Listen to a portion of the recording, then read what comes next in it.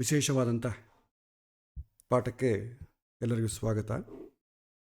ಇವತ್ತು ನಾವು ಗ್ರಹಣದ ಬಗ್ಗೆ, ಗ್ರಹಣಕ್ಕೆ ಸಂಬಂಧಪಟ್ಟ ಜ್ಯೋತಿಷಾಸ್ತ್ರದ ಹೃದಯದಿಂದ ಹೇಗೆ ನೋಡಬೇಕು ಅಂತಂಬ ವಿಚಾರವನ್ನು ಡಿಸ್ಕಸ್ ಮಾಡೋಣ. ಇದು ಜ್ಯೋತಿಷ್ಯವೂ ಹೌದು, ಮನಃಶಾಸ್ತ್ರವೂ ಹೌದು. ಎರಡು ಆ್ಯಂಗಲಲ್ಲಿ ನಾವು ನೋಡೋಣ. ಪಾಠ ಹೇಳಬೇಕಾದಂಥ ಉದ್ದೇಶ ಎಲ್ಲರಿಗೂ ಗೊತ್ತೇ ಇದೆ. ಇವತ್ತು ಚಂದ್ರಗ್ರಹಣ. ಚಂದ್ರಗ್ರಹಣ ರಾತ್ರಿ ಆಗ್ತದೆ. ಈ ಒಂದು ಈವೆಂಟನ್ನು ಪುರಸ್ಕಾರ ಮಾಡಿಕೊಂಡು ಇದಕ್ಕೆ ಸಂಬಂಧಪಟ್ಟ ಹಲವಾರು ಪ್ರಶ್ನೆಗಳು, ಸಮಾಜದಲ್ಲಿ ಗೊಂದಲಗೆಡಿಸುವಂಥ ಪ್ರಶ್ನೆಗಳೇನಿದೆ ಅವುಗಳ ಬಗ್ಗೆ ಚರ್ಚೆ ಮಾಡೋಣ. ಶಾಸ್ತ್ರದಲ್ಲಿ ಏನು ಹೇಳಿದ್ದಾರೆ, ಜ್ಯೋತಿಷ್ಯದಲ್ಲಿ, ಅದರ ಮುಖಾಂತರವಾಗಿ ನಾವು ಜಾಸ್ತಿ ನೋಡೋಣ. ಉಳಿದಂಥ ಸಾಂಪ್ರದಾಯ ವಿಚಾರಗಳು ಹೇಗೋ ಇದ್ದಿದ್ದಿದೆ, ಅದರ ಬಗ್ಗೆ ತಿಳ್ಕೊಳ್ಳೋದಿದ್ರೂ ಆಚರಣೆಯಿಂದ ತಪ್ಪಿಸಿಕೊಳ್ಳಿಕ್ಕಾಗೋದಿಲ್ಲ. ಯಾಕೆಂದರೆ ಸಾಮಾಜಿಕವಾದಂಥ ಒಂದು ಬಂಧಕದಿಂದ ಅದಕ್ಕೆ ಯಥಾಶಕ್ತಿ ಎಷ್ಟು ಅನುಕೂಲ ಆಗ್ತದೋ, ಯಾರಿಗೂ ತೊಂದರೆ ಆಗದಂಥ ರೀತಿಯಲ್ಲಿ ಅದನ್ನು ಸಹ ನಾವು ಡಿಸ್ಕಸ್ ಮಾಡೋಣ. ಈ ಗ್ರಹಣ ಅಂತ ಬಂದ ತಕ್ಷಣವೇ, ಯಾವುದೇ ಗ್ರಹಣ, ಸೂರ್ಯಗ್ರಹಣ ಆಗ್ಬೋದು, ಚಂದ್ರಗ್ರಹಣ ಆಗ್ಬೋದು, ಯಾವುದೇ ಒಂದು ಗ್ರಹಣ ಬಂದ ತಕ್ಷಣ ನಮಗೆ ಈಗ ನೋಡಿ, ಹಿಂದೆ ಸುಮಾರು ಈಗ ನಮ್ಮ ಈ ಪಾಠದಲ್ಲಿ ಭಾಗವಹಿಸ್ತಾ ಇರೋರು ಮೆಜಾರಿಟಿ 30+ 30 ವರ್ಷದ ಮೇಲೆ ಇರೋರು ಜಾಸ್ತಿ ಜನ ಇರ್ತಾರೆ. ನಾವೆಲ್ಲ ಕೂಡ ನಮ್ಮ ಬಾಲ್ಯದಲ್ಲಿ ನಾವು ನೋಡಿರ್ತೇವೆ. ಆವಾಗ ಈ ಗ್ರಹಣಕ್ಕೆ ಇಷ್ಟು ಕ್ರೇಜಿನೆಸ್ ಇಲ್ಲ. ಗ್ರಹಣ ಯಾರೋ ವೈದಿಕ ಮನೆತನದವರು, ಅವರಿಗೆ ಗ್ರಹಣದ ಬಗ್ಗೆ ಗೊತ್ತಿರುತ್ತೆ, ಅವರು ಯಾರಿಗೂ ಅಷ್ಟು ಸ್ಪ್ರೆಡ್ ಮಾಡೋದಿಲ್ಲ. ಏನೋ ಅವ್ರ ಯಥಾಶಕ್ತಿ ಸಾಂಪ್ರದಾಯ ಏನಿದೆ ಅದನ್ನು ಆಚರಿಸ್ಕೊಂಡು ಹೋಗ್ತಿದ್ರು. ಸೈಂಟಿಸ್ಟ್ಗಳು ಅವ್ರಿಗೆ ಹೇಗೋ ಅದರ ಬಗ್ಗೆ ಅಮಿತವಾದಂಥ ಒಳಗೆ ಆಲೋಚನೆ ಮಾಡ್ತಿದ್ರು. ಇನ್ನು ಕೆಲವಿನ ಜನ ಪ್ರಕೃತಿ ಬಗ್ಗೆ ಆಲೋಚನೆ ಮಾಡೋರು, ಅವರು ಯಥಾಶಕ್ತಿ ಅವರವರ ಆಲೋಚನೆ ಮಾಡ್ತಿದ್ರೆ ಹೊತ್ತು ಸಮಾಜದಲ್ಲಿ ಇದ್ರ ಬಗ್ಗೆ ಗೊತ್ತೇ ಇಲ್ಲ. ನನಗಂತೂ ಬಾಲ್ಯದಲ್ಲಿ ಶಾಲೆಯಲ್ಲಿ ಓದಿಕೊಳ್ಳೋ ಕಾಲಕ್ಕೆ ಇವತ್ತಿದ್ದಷ್ಟು ಕ್ರೇಜಿನೆಸ್ ನಾವೆಂದೂ ಕಾಣೇ ಇಲ್ಲ. ಅಸಲು ದೊಡ್ಡವರು ಕೂಡ ಹೆದರಿಕೆ ಮಾಡೋದಲ್ಲಿ ಹೀಗಾಗತ್ತೆ ಹಾಗಾಗತ್ತೆ ಏನು ಇಲ್ಲವೇ ಇಲ್ಲ. ಯಾಕೆ ಇವತ್ತಿನ ದಿನ ಈ ರೀತಿಯಾದಂಥ ಒಂದು ಹೆದರಿಕೆಯಲ್ಲಿ ನಾವು ಜೀವನ ಮಾಡ್ತಾ ಇದ್ದೇವೆ? ಇದು ನೋಡೋಣ. ಯಾಕೆಂದರೆ ನಮಗೆ ಅವಶ್ಯಕತೆ ಇಲ್ಲದರೂ ಕೂಡ ಇನ್ಫಾರ್ಮೇಷನ್ ಸ್ಪ್ರೆಡ್ ಭಾಳ ಆಗ್ತದೆ. ಈ ಗ್ರಹಣ ಅಂತಂದ ತಕ್ಷಣ ನಮಗೆ ಶುರು ಆಗ್ಬಿಡ್ತದೆ ಸೋಷಲ್ ಮೀಡಿಯಾಲಿ, ಯೂಟ್ಯೂಬಲ್ಲಿ. ಯಾಕಂದರೆ ಪ್ರತಿಯೊಬ್ಬರಿಗೂ ಒಬ್ಬ ಪಬ್ಲಿಕ್ ಮೀಡಿಯಾ ಇದೆ. ಪ್ರತಿಯೊಬ್ಬ ಜ್ಯೋತಿಷ ಆಗ್ಬೋದು, ಅರ್ಚಕ ಆಗ್ಬೋದು, ಯಥಾಶಕ್ತಿ ಅವನೊಂದು ಯೂಟ್ಯೂಬ್ ಚಾನಲ್ ಇಟ್ಕೊಂಡಿರ್ತಾರೆ ನಂತರನೇ. ಆ ಯೂಟ್ಯೂಬ್ ಚಾನಲಲ್ಲಿ ಅವ್ರಿಗೇನು ಗೊತ್ತಿದೆ ಈ ಗ್ರಹಣದ ಬಗ್ಗೆ ಪಾಪ ಎಲ್ಲ ಜನರು ಸಫರ್ ಆಗ್ತಾರೆ. ಎಲ್ಲ ಕುಟುಂಬಗಳ ಬಗ್ಗೆ ಕಾಳಜಿಯಿಂದ ಅವರು ಯಥಾಶಕ್ತಿ ಗ್ರಹಣದ ಬಗ್ಗೆ ಹೇಳ್ತಾರೆ. ಹೇಳೋದಕ್ಕಿಂತಲೂ ಕೆಲವಿನ ಜನ ಭಯ ಹೊಡಿಸೋದೇ ಜಾಸ್ತಿ. ಇದು ಹೀಗಾಗತ್ತೆ.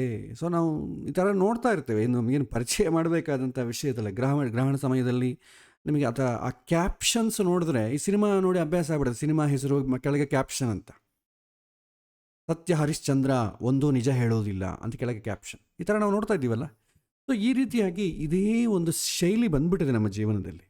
ಹಾಗಾಗಿ ಸರ್ಕಾರದಿಂದ ಏನಾದರೂ ಒಂದು ಅನೌನ್ಸ್ಮೆಂಟ್ ಆದರೂ, ಈ ಎಲೆಕ್ಷನ್ಸ್ ಬಂದ್ರೂ ಈ ರೀತಿ ವರ್ತನೆ ಮಾಡೋದು ಸಾಮಾನ್ಯ. ಅದು ಇದಕ್ಕೂ ಕೂಡ ಅಷ್ಟೇ. ಗ್ರಹಣ ಬಂದ್ರೂ ಯಾವುದೇ ಬಂದ್ರೂ ಎಲ್ಲ ಕಾಲದಲ್ಲಿ ಎಲ್ಲ ಸಮಯದಲ್ಲಿ ಟೀಕೆ ಮಾಡೋರು ಇದ್ದೇ ಇದ್ದಾರೆ. ಗ್ರಹಣ ಬಂತು, ಏನು ಮಂತ್ರ ಜಪ ಮಾಡಬೇಕು, ಮುಖ್ಯವಾಗಿ ಯಾವ ನಕ್ಷತ್ರಗಳಿಗೆ ದೋಷ, ಯಾವ ರಾಶಿಗಳಿಗೆ ದೋಷ, ಇವ್ರೇನು ಮಾಡಿಕೊಳ್ಳಬೇಕು, ಮತ್ತು ಇನ್ನು ಕೆಲವರು ಒಂದು ಹೆಜ್ಜೆ ಮುಂದೆ ಹಾಕಿ ಈ ರಾಶಿಗಳವ್ರಿಗೆ ಐಶ್ವರ್ಯ ಯೋಗ ಇದೆ, ಪ್ರಪಂಚಕ್ಕೆ ಹಾಗಾಗತ್ತೆ, ಉದ್ಯೋಗದಲ್ಲಿದ್ದವ್ರಿಗೆ ಈ ಥರ ನೀವು ನೋಡಿಕೊಳ್ಳಬೇಕು, ಬದಲಾವಣೆ ಇದೆ, ಜಾಗೃತಿಯಾಗಿರಿ, ಈ ರೀತಿ ಹಲವಾರು ಬರ್ತಾ ಇರುತ್ತೆ. ಜ್ಯೋತಿಷ್ಯ ಪಾಠದಲ್ಲಿ ನಾವಿರೋದ್ರಿಂದ ಇದು ಹಲವಾರು ನಮ್ಮನ್ನು ಕೇಳ್ತಾರೆ. ವಾಟ್ಸ್ಯಾಪಲ್ಲಂತೂ ಓಪನ್ ಮಾಡೋಕ್ಕೆ ಆಗೋದಿಲ್ಲ, ಆ ಥರ ಅಷ್ಟು ಮೆಸೇಜಸ್ ಇರುತ್ತೆ. 2007 ವರ್ಷದಿಂದ ನಾನು ಪಾಠವನ್ನು ಹೇಳ್ಕೊಂಡು ಬಂದಿರೋದ್ರಿಂದ ಮೊಬೈಲ್ ನಂಬರ್ ಸಿಕ್ಕರೆ ಸಾಕು ಹಾಕಿಬಿಡ್ತಾರೆ ಮೆಸೇಜ್. ಈ ಥರ ಇದೆ, ಏನು ಮಾಡಬೇಕು.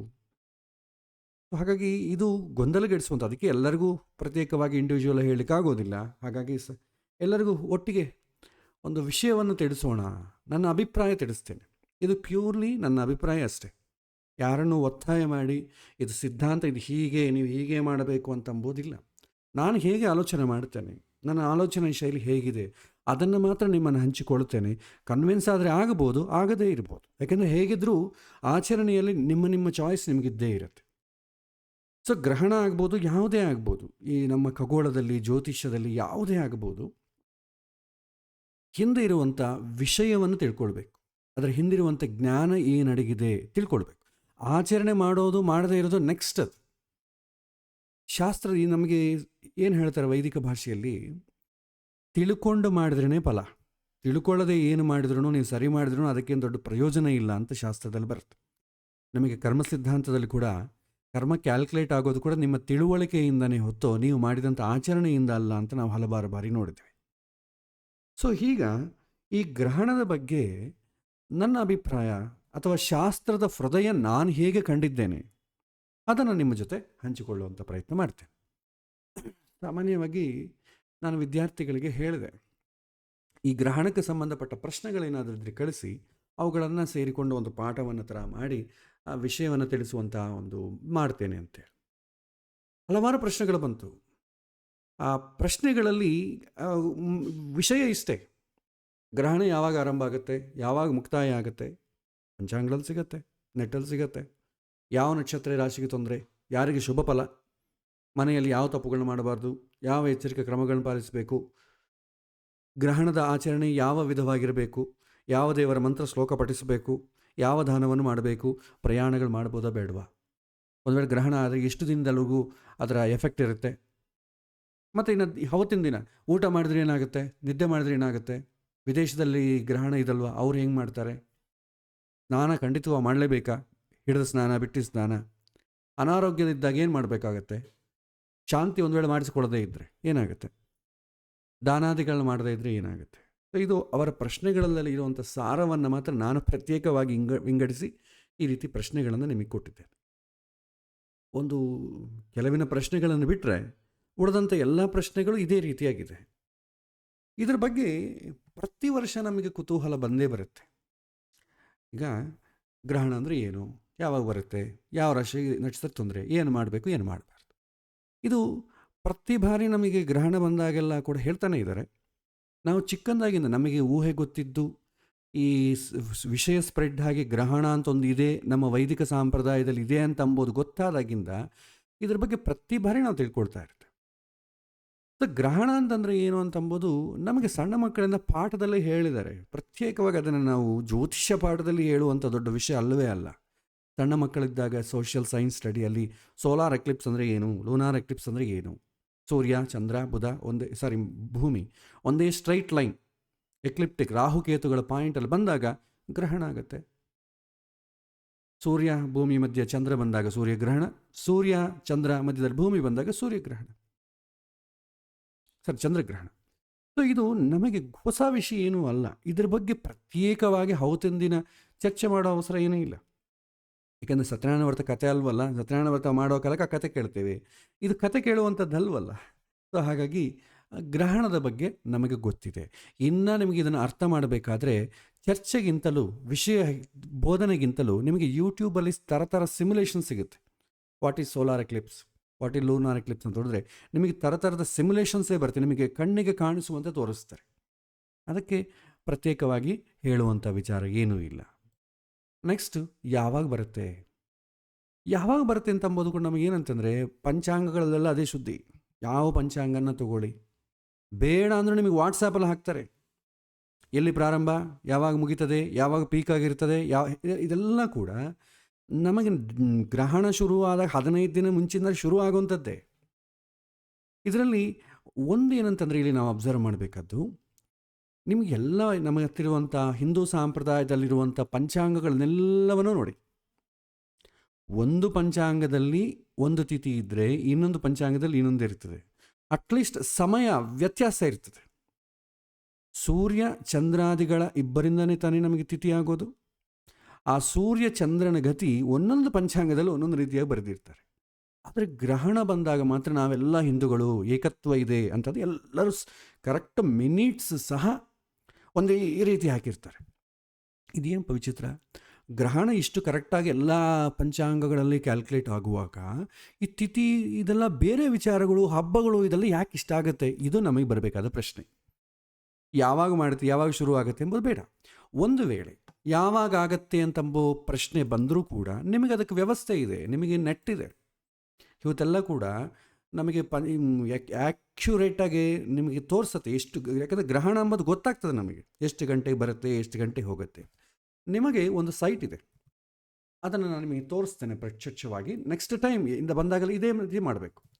ಸೊ ಟೈಮ್ ಆ್ಯಂಡ್ ಡೇಟ್ ಅಂತ ಒಂದು ಇದಿದೆ. ಟೈಮ್ ಆ್ಯಂಡ್ ಡೇಟ್ ಅಂತ ಹೊಡೀರಿ. ಈ ರೀತಿ ಟೈಮ್ ಆ್ಯಂಡ್ ಡೇಟ್ ಅಂತ ಒಂದು ಸೈಟ್ ಓಪನ್ ಆಗ್ತದೆ. ಇದನ್ನು ಓಪನ್ ಮಾಡ್ಕೊಳ್ಳಿ. ಇದರಲ್ಲಿ ಇಲ್ಲಿ ಸನ್ ಮೂನ್ ಸ್ಪೇಸ್ ಅಂತಿದೆಯಲ್ಲ, ಇದನ್ನು ಪ್ರೆಸ್ ಮಾಡಿ. ಎಕ್ಲಿಪ್ಸಸ್ ಅಂತಿದೆ, ಅದನ್ನು ಪ್ರೆಸ್ ಮಾಡಿ. ಇದರಲ್ಲಿ ಮುನ್ಮುಂದೆ ನಮಗೆ ಫ್ಯೂಚರಲ್ಲಿ ಎಷ್ಟು ಎಕ್ಲಿಪ್ಸ್ ಬರುತ್ತೋ ಇಷ್ಟುವರೆಗೂ ಇಷ್ಟು ಎಕ್ಲಿಪ್ಸ್ ಆಗಿದ್ದು ಹತ್ರ ಒಂದು 50 ವರ್ಷ ತನಕ, 50 ಅಲ್ಲ 2100ನೇ ವರ್ಷವರೆಗೂ ಎಲ್ಲ ಡೀಟೇಲ್ಸ್ ನಿಮಗೆ ಸಿಗುತ್ತೆ. ಇದು ಗ್ಲೋಬಲಿ ಇರುತ್ತೆ. ನೀವೇನು ಮಾಡಬೇಕು, ನನಗೆ ಕಾಣುವಂಥ ಗ್ರಹಣ ಬೇಕು ಅಂದರೆ ಇಲ್ಲಿ ಸಿಟಿ ಟೈಪ್ ಮಾಡಿ. ಎಕ್ಲಿಪ್ಸ್ ಬೈ ಲೊಕೇಶನ್ ಅಂತಿದಲ್ವಾ, ಇಲ್ಲಿ ನಾನು ಏನು ಮಾಡ್ತೀನಿ, ಬೆಂಗಳೂರು ಅಂತ ಟೈಪ್ ಮಾಡ್ತೀನಿ. ಸೊ ಬೆಂಗಳೂರು,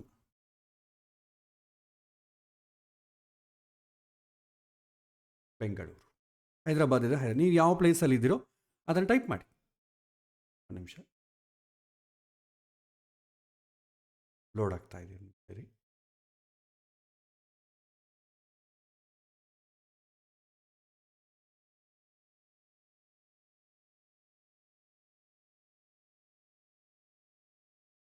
ಎಕ್ಲಿಪ್ಸ್,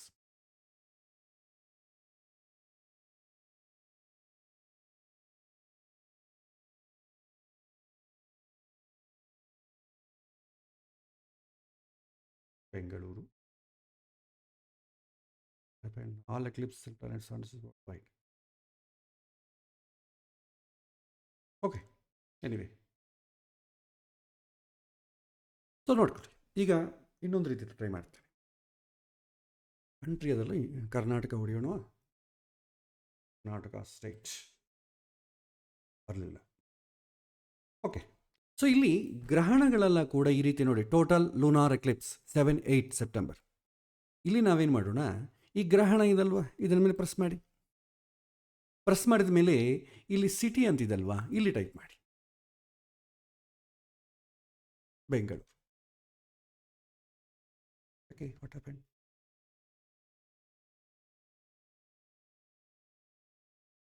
ನೆನ್ನೆ ಬರ್ತಿತ್ತು, ಇವತ್ತು ಯಾಕೋ ಸೈಟ್ ಏನಾದರೂ ತೊಂದರೆ ಆಗಿದೆಯೋ ಏನೋ ಗೊತ್ತಿಲ್ಲ.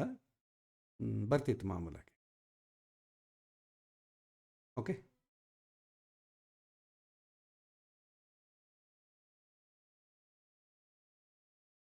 ಓಕೆ. ಸೊ ಇಲ್ಲದ್ರೂ ಕೂಡ ನಾನು ಆ ಲೊಕೇಶನನ್ನು ಮ್ಯಾನ್ಯುವಲಿ ಮಾಡ್ತೇನೆ.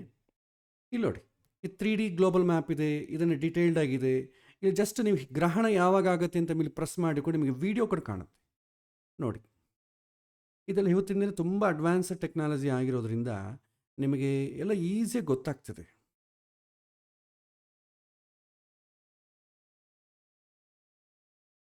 ಓಕೆ, ಎನಿವೆ, ಸೊ ನಿಮಗೆ ಅವೈಲಬಿಲಿಟಿ ನಿಮಗೆ ನೆಟ್ಟಲ್ಲಿ ಬೇಕಾದಷ್ಟು ಸಿಗತ್ತೆ.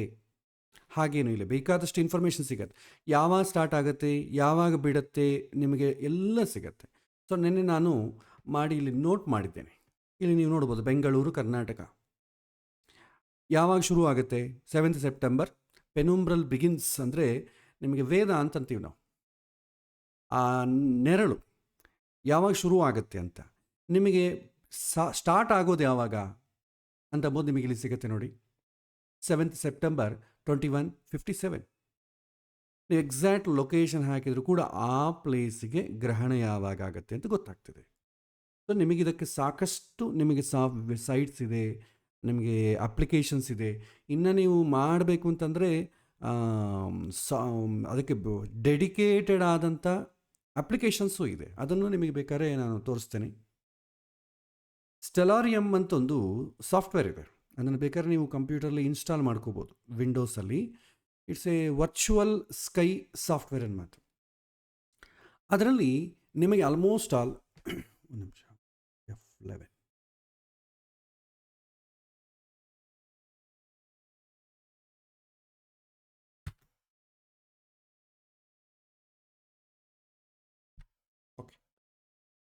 ಸೊ ಈ ರೀತಿ ಸಾಫ್ಟ್ವೇರ್ ನೋಡ್ಬೋದು. ಇಲ್ಲಿ ನಿಮಗೆ ಕಾಣುತ್ತೆ. ಇದು ಸ್ಟೆಲಾರಿಯಂ ಅಂತ ಒಂದು ಸಾಫ್ಟ್ವೇರ್. ಇದು ನಿಮಗೆ ಸೂರ್ಯ ಚಂದ್ರಾದಿಗಳು ಎಲ್ಲಿದ್ದಾರೆ ಇದೆಲ್ಲ ಕೂಡ ನಿಮಗೆ ಇಲ್ಲಿ ಕಾಣುತ್ತೆ ನೋಡಿ.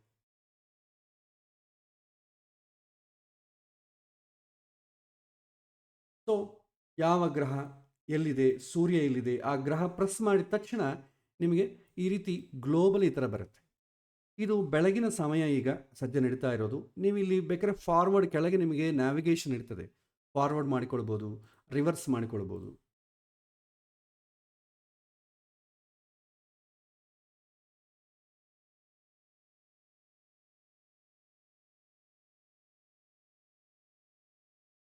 ಸೊ ಡೇಟು ಟೈಮು ನಿಮಗೆ ರಿಯಲ್ ಟೈಮಲ್ಲಿ ಬೇಕಾದರೂ ಮಾಡ್ಕೋಬೋದು.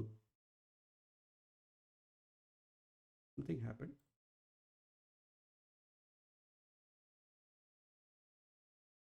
ನಿಮಗೆ ಈ ರೀತಿ ತೋರಿಸುತ್ತೆ ನೋಡಿ. ಸೊ ಗ್ರಹಣ ಸಮಯದಲ್ಲಿ ನಾನು ಹೇಗೆ ನ್ಯಾವಿಗೇಟ್ ಮಾಡಬೇಕು ಅಂತಂಬೋದು ಕೂಡ ಇದರಲ್ಲಿ ತೋರಿಸ್ತೇನೆ.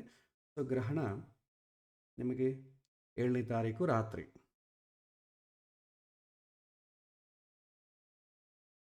ಸೊ ಚಂದ್ರ ಎಲ್ಲಿದ್ದಾನೆ ನೋಡಿ.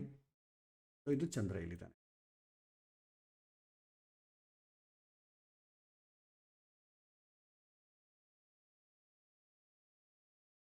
ಸೊ ನಾ ಇದನ್ನು ನ್ಯಾವಿಗೇಟ್ ಮಾಡ್ತೇನೆ.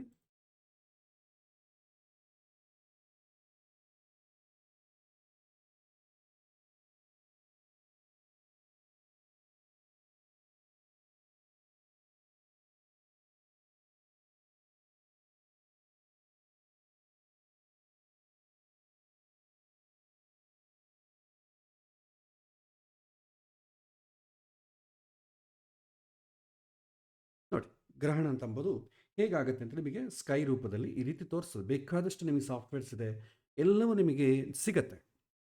ಯಾವಾಗ ಗ್ರಹಣ ಸ್ಟಾರ್ಟ್ ಆಗುತ್ತೆ ನೀವು ಟೈಮ್ ಕೂಡ ಇಲ್ಲಿ ನೋಡ್ಬೋದು.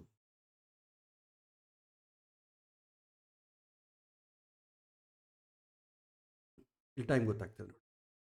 ನೀವು ಟೈಮ್ ಬೇಕಾದ್ರೆ ಇಲ್ಲೇ ಬೇಕಾದ್ರೆ ನ್ಯಾವಿಗೇಟ್ ಮಾಡ್ಬೋದು. ಸೊ ಇಷ್ಟು ಸೋಫಸ್ಟಿಕೇಟೆಡ್ ಟೆಕ್ನಾಲಜಿ ನಮ್ಮ ಹತ್ರ ಇರೋದ್ರಿಂದ ಪ್ರತ್ಯೇಕವಾಗಿ ನಾವು ಅದನ್ನು ಗೊಂದಲಗೆಡಿಸ್ಕೊಳ್ಳೋ ಅವಶ್ಯಕತೆ ಇಲ್ಲ. ಮತ್ತು ಯಾಕಂದರೆ ಎಲ್ಲ ಗೊಂದಲ ಆಗ್ತದೆ. ಸೊ ಗ್ರಹಣ ಬರುತ್ತೆ ಅಂತ ಬಂದು ನಮಗೆ ಮುಂಚಿತವಾಗಿ ಇನ್ಫಾರ್ಮೇಷನ್ ಇರುತ್ತೆ. ಸೊ ಹಾಗಾಗಿ ನೀವು ಅದಕ್ಕೆ ತಕ್ಕಂತೆ ಮಾಡ್ಬೋದು. ಯಾವಾಗ ಸ್ಟಾರ್ಟ್ ಆಗ್ತದೆ ಎಲ್ಲ ಕೂಡ ಪ್ರತಿಯೊಂದು ಸಾಫ್ಟ್ವೇರ್ ಮುಖಾಂತರವಾಗಿ ನಿಮಗೆ ಸಿಗತ್ತೆ. ಹಾಗಾಗಿ ಯಾವಾಗ ಆಗತ್ತೆ ಅಂತ ಅಂಬೋ ಪ್ರಶ್ನೆ ನಮಗೆ ಬರೋದಿಲ್ಲ. ಸೊ ಬೇಕಾದ್ರೆ ನೀವು ಈ ಸಾಫ್ಟ್ವೇರ್ ನೋಡ್ಕೊಳ್ಳಿ, ಸ್ಟೆಲಾರಿಯಂ 25.2 ನಿಮಗೆ ವಿಂಡೋಸ್ ಆಪರೇಟಿಂಗ್ ಸಿಸ್ಟಮ್ ಯಾವುದು ಬೇಕಾದ್ರೂ ಸಿಗತ್ತೆ. ಓಕೆ, ಸೊ ಈ ರೀತಿ ಯಾವಾಗ ಅಂತಂಬೋ ವಿಚಾರದಲ್ಲಿ ಭಿನ್ನಾಭಿಪ್ರಾಯ ಬೇಡ. ಸಾಫ್ಟ್ವೇರ್ಸಲ್ಲಾಗ್ಬೋದು ಅಥವಾ ನಿಮಗೆ ಸೈಟ್ಸಲ್ಲಾಗ್ಬೋದು, ಪಂಚಾಂಗಗಳಲ್ಲಾಗ್ಬೋದು, ಎಲ್ಲ ಥರಗೂ ಒಂದೇ ಥರ ಆ್ಯಕ್ಯುರೇಟ್ ಆಗಿರುತ್ತೆ. ಯಾಕೆ ಅಂತಂದರೆ ಡೈರೆಕ್ಟಾಗಿ ನಮಗೆ ಕಾಣುತ್ತೆ. ಹಾಗಾಗಿ ಯಾರನ್ನ ತಪ್ಪು ಮಾಡ್ತಾ ಇದ್ದಾರೆ ಅಂತ ಇಮಿಡಿಯೇಟ್ಲಿ ಗೊತ್ತಾಗತ್ತೆ. ತಿಥಿ ಆದರೆ ನಂಗೆ ಅಷ್ಟಮಿ ತಿಥಿ ಇಷ್ಟು ಗಂಟೆಯಿಂದ ಇಷ್ಟು ಗಂಟೆವರೆಗೂ ಒಂದೊಂದು ಕಡೆ ಹೇಳ್ಕೊಂಡು ನಮಗೇನು ಗೊತ್ತಾಗಲ್ಲ, ಯಾಕಂದರೆ ಕಾಣಲ್ಲ ಕಣ್ಣಿಗೆ. ಗ್ರಹಣ ಕಣ್ಣಿಗೆ ಕಾಣುತ್ತೆ. ಹಾಗಾಗಿ ಯಾರೂ ಮಿಸ್ಟೇಕ್ ಮಾಡುವಂಥ ಸಂಭಾವನೆ ಇಲ್ಲ. ಸೊ ನಿಮಗೆ ಆ್ಯಕ್ಯುರೇಟ್ ಸಿಗುತ್ತೆ. ಸೊ ಯಾವಾಗ ಅಂತಂಬೋದ್ರ ಬಗ್ಗೆ ಹೆಚ್ಚು ತಲೆ ಕೆಡಿಸ್ಕೊಳ್ಳೋದು ಬೇಡ. ಇನ್ನು ತಲೆ ಕೆಡಿಸ್ಕೊಳ್ಳುವಂಥ ವಿಚಾರ ಎಕ್ಲಿಪ್ಸ್ ಎಫೆಕ್ಟ್ ಏನು. ಸೊ ಯಾವಾಗ ಎಕ್ಲಿಪ್ಸ್ ಅಂತ ಗೊತ್ತಾಯಿತು, ಎಕ್ಲಿಪ್ಸ್ ಎಫೆಕ್ಟ್ ಏನಾಗುತ್ತೆ ಅಂತಂಬೋದು ಇಲ್ಲಿ ನಾವು ತುಂಬ ಆಲೋಚನೆ ಮಾಡಬೇಕಾಗಿ ಬರುತ್ತೆ. ಇಲ್ಲಿ ಎಕ್ಲಿಪ್ಸ್ ಎಫೆಕ್ಟ್ ಬಂದಾಗ ಒಂದು ಸಮಗ್ರ ದೃಷ್ಟಿಯಿಂದ ನೋಡಬೇಕು. ವೈಜ್ಞಾನಿಕ ದೃಷ್ಟಿಯಿಂದ ಏನು ಹೇಳ್ತಾರೆ, ಜ್ಯೋತಿಷ ದೃಷ್ಟಿಯಿಂದ ಏನು ಹೇಳ್ತಾರೆ, ಸಾಂಪ್ರದಾಯ ದೃಷ್ಟಿಯಿಂದ ಏನು ಹೇಳ್ತಾರೆ, ಆಧ್ಯಾತ್ಮಿಕ ದೃಷ್ಟಿಯಲ್ಲಿ, ಆಮೇಲೆ ಸಮಗ್ರ ದೃಷ್ಟಿಯಲ್ಲಿ. ಸೊ ಈ ರೀತಿ ಡಿಫ್ರೆಂಟಾಗಿ ನಾವು ನೋಡಬೇಕಾಗತ್ತೆ. ಅದಕ್ಕೆ ಶಾಸ್ತ್ರದಲ್ಲಿ ಏನು ಹೇಳ್ತಿದ್ರು, ಪುರಾಣಗಳನ್ನಾಗಲಿ ಇತಿಹಾಸವನ್ನಾಗಲಿ ಎಲ್ಲತನ್ನು ಓದಲಿಕ್ಕೆ 3 ಪದ್ಧತಿಗಳಿತ್ತು ಆವಾಗ. 3 ಲ್ಯಾಂಗ್ವೇಜಸ್ ಅಂತ ಹೇಳ್ತಿದ್ರು. ಅದನ್ನು ದರ್ಶನ ಭಾಷೆ, ಗುಹ್ಯ ಭಾಷೆ, ಸಮಾಧಿ ಭಾಷೆ ಅಂತ. ದರ್ಶನ ಭಾಷೆ ಅಂದರೆ ಎಕ್ಸ್ಟರ್ನಲ್ಲಿ ನಮಗೆ ಕಾಣೋದು, ಅದನ್ನು ಮುಂದೆ ಡಿಸ್ಕಸ್ ಮಾಡೋಣ. ಗುಹ್ಯ ಭಾಷೆ ಅಂತಂದರೆ ಯಾವುದಕ್ಕಾಗಿ ಮಾಡಿದ್ದಾರೆ, ಅದರ ಹಿಂದಿರುವಂಥ ಆಲೋಚನೆ ಏನು, ಯಾವುದಕ್ಕೆ ಅಂತ ತಿಳ್ಕೊಳ್ಳೋದು, ಅದು ಗುಹ್ಯ ಭಾಷೆ. ಆಮೇಲೆ ಸಮಾಧಿ ಭಾಷೆ ಅಂತಂದರೆ ತಿಳ್ಕೊಂಡಿದ್ದನ್ನು ಅನುಭವಪೂರ್ವಕವಾಗಿ ಅರ್ಥ ಮಾಡಿಕೊಳ್ಳೋದು. ಸೊ ಇದನ್ನು ನಾವು ಒಂದೊಂದಾಗಿ ನಾನು ನಿಮಗೆ ತಿಳಿಸ್ತೇನೆ. ಸೊ ವೈಜ್ಞಾನಿಕ ದೃಷ್ಟಿಯಲ್ಲಿ ನಮಗೆ ಗೊತ್ತಿದೆ ಚಂದ್ರಗ್ರಹಣ ಭೂಮಿ, ಸೂರ್ಯ ಮತ್ತು ಚಂದ್ರನ ಒಂದೇ ಸರಳ ರೇಖೆಯಲ್ಲಿ ಬಂದಾಗ ಭೂಮಿಯ ನೆರಳು ಚಂದ್ರನ ಮೇಲೆ ಬೀಳೋದ್ರಿಂದ ಉಂಟಾಗುತ್ತೆ. ಆದ್ದರಿಂದ ಚಂದ್ರನು ಚಂದ್ರ ಏನಾಗುತ್ತದೆ, ಮನಸ್ಸಿನಂತೆ ಕೆಲವೊಮ್ಮೆ ಕೆಂಪು ಬಣ್ಣದಲ್ಲಿ ಕಾಣುತ್ತೆ ನಮಗೆ. ಸೊ ಅದು ನಿಮಗೆ ಗೊತ್ತಾಗತ್ತೆ. ಸೊ ವೈಜ್ಞಾನಿಕವಾಗಿ ಇದು ಸಂಪೂರ್ಣ ಸಹಜವಾದ ಖಗೋಳ ಘಟನೆ ಮಾತ್ರ. ಮುಖ್ಯವಾಗಿ ತಿಳಿಬೇಕಾದ್ದೆಂದರೆ ಚಂದ್ರಗ್ರಹಣವನ್ನು ನೋಡುವುದರಿಂದ ದೇಹಕ್ಕೆ ಯಾವ ಹಾನಿಯೂ ಆಗೋದಿಲ್ಲ ಅಂತಂಬುದು ನಮಗೆ ವೈಜ್ಞಾನಿಕ ಕೋಣದಲ್ಲಿ ಗೊತ್ತಾಗ್ತದೆ. ಸೂರ್ಯಗ್ರಹಣ ಆದರೂ ಕಣ್ಣಿಗೆ ನೋವು ಆಗ್ತದೆ, ತೊಂದರೆ ಆಗ್ತದೆ ನೇಕಡ್ ಐಸಿಂದ ನೋಡಿದ್ರೆ. ಚಂದ್ರಗ್ರಹಣ ನಿಮಗೆ ನೋಡೋದ್ರಿಂದ ಏನೂ ಅಪಾಯ ಇಲ್ಲ. ಇದು ವೈಜ್ಞಾನಿಕ ದೃಷ್ಟಿಯಲ್ಲಿ. ಸೊ ಜ್ಯೋತಿಷ ದೃಷ್ಟಿಯಲ್ಲಿ ಬರೋಣ. ಇಲ್ಲಿ ಗೊಂದಲ ಆಗುವಂಥ ವಿಚಾರ. ಸೊ ಜ್ಯೋತಿಷದಲ್ಲಿ ನಾವೆಲ್ಲ ಕೂಡ ಜ್ಯೋತಿಷ್ಯ ವಿದ್ಯಾರ್ಥಿಗಳು ತಾನೆ. ನಾವು ಸಾಮಾನ್ಯವಾಗಿ ಜ್ಯೋತಿಷ್ಯದ ಅರಿವು ಇಲ್ಲದಂಥವರಲ್ಲ. ನಾವು ಹಲವಾರು ದಿನಗಳಿಂದ, ತಿಂಗಳುಗಳಿಂದ, ವರ್ಷಗಳಿಂದ ನಾವು ಜ್ಯೋತಿಷ್ಯವನ್ನು ಅಧ್ಯಯನ ಮಾಡ್ತಾ ಇದ್ದೇವೆ ಅಥವಾ ಒಂದು ಸಂಪ್ರದಾಯದಲ್ಲಿ ಬೆಳೀತಾ ಇದ್ದೇವೆ ನಮ್ಮ ದೇಶದಲ್ಲಿ. ಮುಂಚಿತವಾಗಿ ಗ್ರಹಣದ ಬಗ್ಗೆ ಎಫೆಕ್ಟ್ ತಿಳ್ಕೊಳ್ಬೇಕಾದ್ರೆ ಗ್ರಹಣದ ಬಗ್ಗೆ ಜ್ಯೋತಿಷದಲ್ಲಿ ಎಲ್ಲಿ ಉಲ್ಲೇಖನ ಮಾಡಿದರೆ ಬೇಕು ನಮಗೆ, ಅದರ ಮೇಲೆ ನಾವು ನೋಡ್ಕೊಳ್ತಾ ಹೋಗಬೇಕು. ಜ್ಯೋತಿಷದಲ್ಲಿ ಏನು 3 ಭಾಗ ತಾನೆ. ಜ್ಯೋತಿಷ್ಯದಲ್ಲಿ ಸಿದ್ಧಾಂತ, ಸಂಹಿತ, ಜಾತಕ ಅಂತ 3 ಭಾಗ ಇರುತ್ತೆ. ಸಿದ್ಧಾಂತ ಭಾಗ ಓನ್ಲಿ ಕ್ಯಾಲ್ಕುಲೇಷನ್, ಈ ತಿಥಿಗಳನ್ನ ಕ್ಯಾಲ್ಕುಲೇಟ್ ಮಾಡೋದು, ಗ್ರಹಣಗಳನ್ನು ಕ್ಯಾಲ್ಕುಲೇಟ್ ಮಾಡೋದು, ಬರೀ ಕ್ಯಾಲ್ಕುಲೇಷನ್ ಪಾರ್ಟ್ ಮಾತ್ರವೇ ಸಿದ್ಧಾಂತ ಭಾಗದಲ್ಲಿ ಇರುತ್ತೆ. ಸಂಹಿತಾ ಭಾಗದಲ್ಲಿ ಗ್ರಹಣಗಳ ಬಗ್ಗೆ, ಪ್ರಕೃತಿ ಬಗ್ಗೆ, ಪ್ರಪಂಚ ಪರಿಪಾಲನೆ, ಇದು ಇಂಡಿವಿಜುವಲಿಗೆ ಸಂಬಂಧಪಟ್ಟದಲ್ಲ. ಪ್ರಕೃತಿ ಅಂತಂಬೋದಾಗಲಿ, ಪ್ರಪಂಚ ಅಂತ ಅಂಬೋದು ಎಲ್ಲರಿಗೂ ಸಾರ್ವಜನಿಕ ಸಮಾಜಕ್ಕೆ ಸೇರಿತ್ತು. ಸೊ ಸಂಹಿತಾ ಭಾಗದಲ್ಲಿ ಗ್ರಹಣದ ಉಲ್ಲೇಖನೆ ಇದೆ. ಜಾತಕ ಭಾಗದಲ್ಲಿ ನೋಡೋಣ. ಜಾತಕ ಭಾಗದಲ್ಲಿ ನಿಮಗೆ ಗ್ರಹಣದ ಉಲ್ಲೇಖ ಎಲ್ಲಿಯೂ ಕೂಡ ಜಾಸ್ತಿ ಬರೋದಿಲ್ಲ, 2-3 ಕಡೆ ಬಿಟ್ಟರೆ. ಯಾವ ಬರುತ್ತೆ ಅಂದರೆ, ಪಾಣಿಗ್ರಹಣ ಮದುವೆ ಮಾಡಿಕೊಳ್ಳೋ ಕಾಲಕ್ಕೆ ಮುಹೂರ್ತ ಇಡ್ತೀವಲ್ಲ, ಆವಾಗ ಗ್ರಹಣ ನಕ್ಷತ್ರ ಮದುವೆ ಮಾಡಬಾರ್ದು ಅಂತ ಹೇಳ್ತಾರೆ. ಅದೊಂದು ರೂಲ್ ಇದೆ. ಅಷ್ಟೇ ಆಗಲಿ, ಪ್ರತ್ಯೇಕವಾಗಿ ಗ್ರಹಣ ಬಂದರೆ ಈ ರಾಶಿಯವರಿಗೆ ಹೀಗಾಗತ್ತೆ, ಹೀಗೆ ನೋಡಬೇಕು ಅಂತಂಬೋದು ನಿಮಗೆ ಬೃಹತ್ ಪರಾಶರ ಹೋರಶಾಸ್ತ್ರದಲ್ಲಾಗಲಿ, ಬೃಹತ್ ಜಾತಕದಲ್ಲಾಗಲಿ, ಕ್ಲಾಸಿಕಲ್ ಬುಕ್ಸ್ ನಾವು ಬರೆದಂಥ ಪುಸ್ತಕ ಅಲ್ಲ, ಋಷಿಮುನಿಗಳು ಶ್ಲೋಕಪೂರ್ವಕವಾಗಿ ಬರೆದಿರ್ತಾರಲ್ಲ ಆ ಬುಕ್ಸಲ್ಲಿ ಉಲ್ಲೇಖನೆ ಇಲ್ಲ. ಸೊ ಜಾತಕ ಭಾಗ ಅಂತಂದರೆ ನಮ್ಮ ಇಂಡಿವಿಜುವಲ್ ಆಗಿ ನೋಡಿಕೊಳ್ಳುವಂಥದ್ದು. ಸೊ ವ್ಯಕ್ತಿಗತವಾಗಿ ತಿಳ್ಕೊಳ್ಬೇಕು ಗ್ರಹಗಳ ಬಗ್ಗೆ, ಅವುಗಳ ಸಂಚಾರದ ಬಗ್ಗೆ, ನನ್ನ ಜೀವನದಲ್ಲಿ ಹೇಗಾಗತ್ತೆ ಅಂತ ತಿಳ್ಕೊಳ್ಬೇಕಾದ್ರೆ ಜಾತಕ ಭಾಗ. ಜಾತಕ ಭಾಗದಲ್ಲಿ ನಿಮಗೆ ಗ್ರಹಣದ ಉಲ್ಲೇಖನೆ ಇಲ್ಲಿ ಸಿಗೋದಿಲ್ಲ. ಬೇಕಾದ್ರೆ ನೀವು ಅಧ್ಯಯನ ಮಾಡಿ ತಿಳ್ಕೊಬೋದು, ಅಥವಾ ನನಗೆ ಅಷ್ಟು ಟೈಮ್ ಇಲ್ಲ ಅಂದ್ರೂ ಕೂಡ ನೀವು ChatGPTನೋ ಜೆಮಿನೈ ಎಲ್ಲ ಹೊಡಿರಿ. ಸೊ ಜಾತಕ ಭಾಗದಲ್ಲಿ ನಿಮಗೆ ಗ್ರಹಣದ ಬಗ್ಗೆ ಉಲ್ಲೇಖನಗಳು, ಶ್ಲೋಕಗಳು ಏನಿದೆ ಅಂತ ಹೊಡಿರಿ, ನಿಮಗೇನು ಬರೋದೇ ಇಲ್ಲ. ಆಮೇಲೆ ಸಂಹಿತಾ ಭಾಗದಲ್ಲಿ ನಿಮಗೆ ಇದೆ. ಬೃಹತ್ ಸಂಹಿತೆಯಲ್ಲಿ ಹಿಂದಿನ ಕಾಲದಲ್ಲಿ ರಾಜರೆಲ್ಲ ಕೂಡ ಯಾರು ತಲೆ ಕೆಡಿಸ್ಕೊಳ್ತಾ ಇದ್ರು ಗ್ರಹಣದ ಬಗ್ಗೆ ಅಂತಂದರೆ, 2 ತಲೆ ಕೆಡಿಸ್ಕೊಳ್ತಾ ಇದ್ರು. ಒಬ್ಬನು ರಾಜ, ಇನ್ನೊಬ್ಬನು ಬಂದು ಪಂಡಿತ, ಸಾಧಕ. ಸಾಧಕನಾದವನು ಗ್ರಹಣ ಯಾವಾಗ ಬರುತ್ತೆ ಅಂತ ಕಾಯ್ತಾ ಇದ್ದ. ಯಾಕೆಂತಂದರೆ ಆ ಸಮಯದಲ್ಲಿ ಸಾಧನೆ ಮಾಡಿಕೊಂಡ್ರೆ ತುಂಬ ಅಮಿತವಾದಂಥ ಕಾನ್ಸಂಟ್ರೇಷನ್, ಏಕಾಗ್ರತೆ ಬರುತ್ತೆ. ರಾಜ ಯಾಕೆ ತಲೆ ಕೆಡಿಸ್ಕೊಳ್ತಾ ಇದ್ದ ಅಂತಂದರೆ, ಗ್ರಹಣ ಬಂದಾಗ ಶತ್ರು ರಾಜ್ಯಗಳು ಈ ದಾಳಿ ಮಾಡುವಂಥ ಅವಕಾಶ ಇದೆ, ಪ್ರಕೃತಿ ವಿಕೋಪಗಳು, ಮಳೆ ಬರದೇ ಇರೋದು, ಈ ಥರ ಕೆಟ್ಟ ಸೂಚನೆಗಳಾಗುತ್ತೆ ಅಂತ ರಾಜ ಗಾಬರಿ ಆಗ್ತಿದ್ದ. ಈ ಸಾಮಾನ್ಯ ಜನ ಕೂಡ ಅದರ ಅಂತರ್ಭಾಗದಲ್ಲಿ ಇರ್ತಾದ ಕಾರಣ ಇವರಿಗೆ ವ್ಯಕ್ತಿಗತವಾಗಿ ಏನೂ ತೊಂದರೆ ಆಗ್ತಿದ್ದಿಲ್ಲ. ಸೊ ಹಾಗಾಗಿ ನಮಗೆ ಜ್ಯೋತಿಷ್ಯ ಭಾಗದಲ್ಲಿ, ಸಂಹಿತಾ ಭಾಗದಲ್ಲಿ ಬಿಟ್ಟರೆ ಬೇರೆ ಎಲ್ಲಿಯೂ ಕೂಡ ನಮಗೆ ಇದರ ಉಲ್ಲೇಖನೆ ಕಾಣುವುದಿಲ್ಲ. ಸೊ ನಾನು ಹಿಂದೆ ಹೇಳಿದೆ, ಯಾವುದೇ ಒಂದು ಅರ್ಥ ಮಾಡಿಕೊಳ್ಳಬೇಕಾದ್ರೆ ವಿಷಯವನ್ನು 3 ಭಾಷೆಯಲ್ಲಿ ನೋಡಬೇಕು. ದರ್ಶನ ಭಾಷೆ, ಗುಹ್ಯ ಭಾಷೆ, ಆಮೇಲೆ ಸಮಾಧಿ ಭಾಷೆ ಅಂತ ಕರಿತೇವೆ. ಇದರಲ್ಲಿ ನಾವು ನೋಡಿದ್ರೇ ನಿಜವಾಗಿಯೂ ಅದು ಏನು ಅಂತ ನಮಗೆ ಅರ್ಥ ಆಗ್ತದೆ. ಸೊ ದರ್ಶನ ಭಾಷೆ ಅಂತಂದರೆ ಓನ್ಲಿ ಎಕ್ಸ್ಟರ್ನಲ್ ಅಂತಂದರೆ ಕಣ್ಣಿಗೆ ಕಾಣುವಂಥ ವಿಚಾರಗಳು ಬಗ್ಗೆ ತಿಳ್ಕೊಳ್ಳೋದು, ಬಾಹ್ಯ ಅಂತ ನಾವು ಕರಿತೇವೆ. ಸೊ ಇದು ಕಣ್ಣಿಗೆ ಕಾಣುವ ಹಾಗೆ, ದೊಡ್ಡವರ ಆಚಾರವಾಗಿ ಹೇಳುವಂಥ ಹಾಗೆ, ಗ್ರಹಣ ಸಮಯದಲ್ಲಿ ಅನ್ನ ತಿನ್ನಬಾರ್ದು, ಏನು ಮಾಡಬೇಕು, ಇದೆಲ್ಲ ಕೂಡ ದರ್ಶನ ಭಾಷೆಯಲ್ಲಿ ಗೊತ್ತಾಗುತ್ತೆ. ಇದು ಎಲ್ಲರಿಗೂ ಕೂಡ ಸುಲಭವಾಗಿ ಅರ್ಥವಾಗುವಂಥ ವಿಚಾರ. ಆದರೆ ಏನು ಕಾರಣ ಅಂತಂಬುದು ವಿವರಣೆ ಮಾಡೋದಿಲ್ಲ, ಕೇವಲ ನಿಯಮ ಅಂತ ಹೇಳ್ತಾರೆ. ಇದು ನಮ್ಮ ಸಂಪ್ರದಾಯ, ನಮ್ಮ ಆಚಾರ, ನಮ್ಮ ಹಿಂದಿನಿಂದ ಮಾಡ್ಕೊಂಡು ಬಂದಿದ್ದೇವೆ, ಇಷ್ಟೇ ಇರುತ್ತೆ. ನೆಕ್ಸ್ಟ್ ಗುಹ್ಯ ಭಾಷೆ, 2ನೇದು. ಇಲ್ಲಿ ಒಳಗಿನ ಅರ್ಥ ಹೇಳುತ್ತೆ. ಅನ್ನ ತಿಂದರೆ ನಿದ್ದೆ ಬರುತ್ತೆ, ಗ್ರಹಣ ಸಮಯದಲ್ಲಿ ನಮಗೆ ಬರುತ್ತಲ್ಲ, ನಿದ್ದೆ, ಅನ್ನ ಯಾಕೆ ತಿನ್ನಬಾರ್ದು, ಆಹಾರ ಯಾಕೆ ತಿನ್ನಬಾರ್ದು ಅಂದರೆ ಅದು ಎಕ್ಸ್ಪ್ಲೈನ್ ಮಾಡುತ್ತೆ. ಅನ್ನ ತಿಂದರೆ ನಿದ್ದೆ ಬರುತ್ತೆ, ಗ್ರಹಣ ಸಮಯದಲ್ಲಿ ಮನಸ್ಸು ಬುದ್ಧಿ ತುಂಬ ತೀಕ್ಷ್ಣವಾಗಿರುತ್ತೆ, ಈ ಅಮೂಲ್ಯವಾದಂಥ ಸಮಯವನ್ನು ವ್ಯರ್ಥ ಆಗುತ್ತೆ, ಅದಕ್ಕಾಗಿ ತಿನ್ನಬಾರ್ದು ಅಂತ ಹೇಳ್ತಾರೆ. ಇನ್ನು ಸಮಾಧಿ ಭಾಷೆ ಮೂರನೇದು. ಗ್ರಹಣ ಸಮಯದಲ್ಲಿ ಜಪ ಧ್ಯಾನ ತಪಸ್ಸು ಮಾಡಿದರೆ ಮನಸ್ಸು ನೇರವಾಗಿ ಆಳವಾದ ಸ್ಥಿತಿ ಹೇಗೆ ಹೋಗುತ್ತೆ, ಅದರಿಂದ ನನ್ನಲ್ಲಿ ಏನು ಬದಲಾವಣೆ ಆಗುತ್ತೆ, ಇನ್ನು ಒಳಗೆ ಅಂತರಂಗದಲ್ಲಿ ಡೀಪ ಹೋಗೋದು. ಇದನ್ನು ನಾವು ಮಿಸ್ಟಿಕ್ ಲ್ಯಾಂಗ್ವೇಜ್ ಅಥವಾ ಸಮಾಧಿ ಭಾಷೆ ಅಂತ ಕರಿತೇವೆ. ಸೊ ನಮಗೆ ಯಾವುದೇ ಆಗಲಿ ಶಾಸ್ತ್ರ ಪುರಾಣಗಳು ಯಾವುದೇ ಓದಬೇಕಾದ್ರೂ ಈ ಮೂರದರಲ್ಲಿ ನೋಡಬೇಕು. ನಿಮಗೆ ಕತೆ ಗೊತ್ತಿದೆ, ನಲಮಹಾರಾಜ ಕತೆ ಗೊತ್ತಿದೆ. ನಲಮಹಾರಾಜಿಗೆ ಶನಿ ಹಿಡ್ಕೊಂಡ, ಕಲಿ ಹಿಡ್ಕೊಂಡ. ಯಾಕೆ ಹಿಡ್ಕೊಂಡ? ಅವನು ಬಾತ್ರೂಮಿಗೆ ಹೋಗಿ ಬಂದು ಶೌಚವನ್ನು ಸರಿಯಾಗಿ ಕಾಲು ತೊಳ್ಕೊಳ್ಳಿಲ್ಲ, ಅದಕ್ಕೆ ಬಂತು ಅಂತ ಹೇಳುತ್ತೆ. ಇದು ದರ್ಶನ ಭಾಷೆ. ಗುಹ್ಯ ಭಾಷೆ ಏನು ಹೇಳುತ್ತೆ? ಅವನ ಟೈಮ್ ಕೆಟ್ಟಿತ್ತು, ಅವನ ಸಮಯ ಸರಿಯಿಲ್ಲ ಅಂತ ಹೇಳುತ್ತೆ. ಸಮಾಧಿ ಭಾಷೆ ಏನು ಹೇಳುತ್ತೆ? ಹಿಂದಿನ ಜನ್ಮದಲ್ಲಿ ತಾನು ಮಾಡಿದಂಥ ಕರ್ಮ ಅನುಭವಕ್ಕೆ ಬರುವಂಥ ಸಮಯ ಅಂತ ಹೇಳುತ್ತೆ. ಮೂರು ರೀತಿ ಹೇಳುತ್ತೆ. ಆದರೆ ಇಲ್ಲಿ ಏನಾಗುತ್ತೆ, ನಮ್ಮ ಎಕ್ಸ್ಪ್ಲನೇಷನು ಒಂದಕ್ಕೊಂದು ಆಗಿ ದರ್ಶನ ಹೇಳಬೇಕಾದ ದರ್ಶನ ಭಾಷೆ ಯಾರಿಗೆ ಹೇಳಬೇಕು ಅಂದರೆ, ಏನು ಶಾಸ್ತ್ರ ವಿಚಾರ ಗೊತ್ತಿಲ್ಲ, ಗೊತ್ತು ಹೇಳಿದ್ರೂ ಅರ್ಥ ಆಗೋದಿಲ್ಲ ಅಂತಂಬವ್ರಿಗೆ ದರ್ಶನ ಭಾಷೆ ಹೇಳುತ್ತೆ, ಆ ಸ್ಟೈಲಲ್ಲಿ ಹೇಳುತ್ತೆ. ಗುಹ್ಯ ಭಾಷೆ ಯಾರಿಗೆ ಅಂತಂದರೆ, ಸ್ವಲ್ಪ ಓದಿಕೊಂಡವನು ಜ್ಞಾನಿ ಹೇಳಿದರೆ ಅರ್ಥ ಮಾಡಿಕೊಳ್ತಾನಲ್ಲ, ಅವನಿಗೆ ಗುಹ್ಯ ಭಾಷೆ ಹೇಳ್ತೇವೆ. ಸಮಾಧಿ ಭಾಷೆ ಯಾರಿಗೆ ಹೇಳ್ತೇವೆ ಅಂತಂದರೆ, ಯಾರು ಅಂತರಂಗದ ಅನುಭವದಿಂದ ಸಾಧನೆ ಮಾಡಲಿಕ್ಕೆ ಪ್ರಯತ್ನ ಮಾಡ್ತಾನೆ ಅವನಿಗೆ ಸಮಾಧಿ ಭಾಷೆಯಲ್ಲಿ ಹೇಳ್ತೇವೆ. ಈ ರೀತಿ 3 ಥರ ಇದೆ.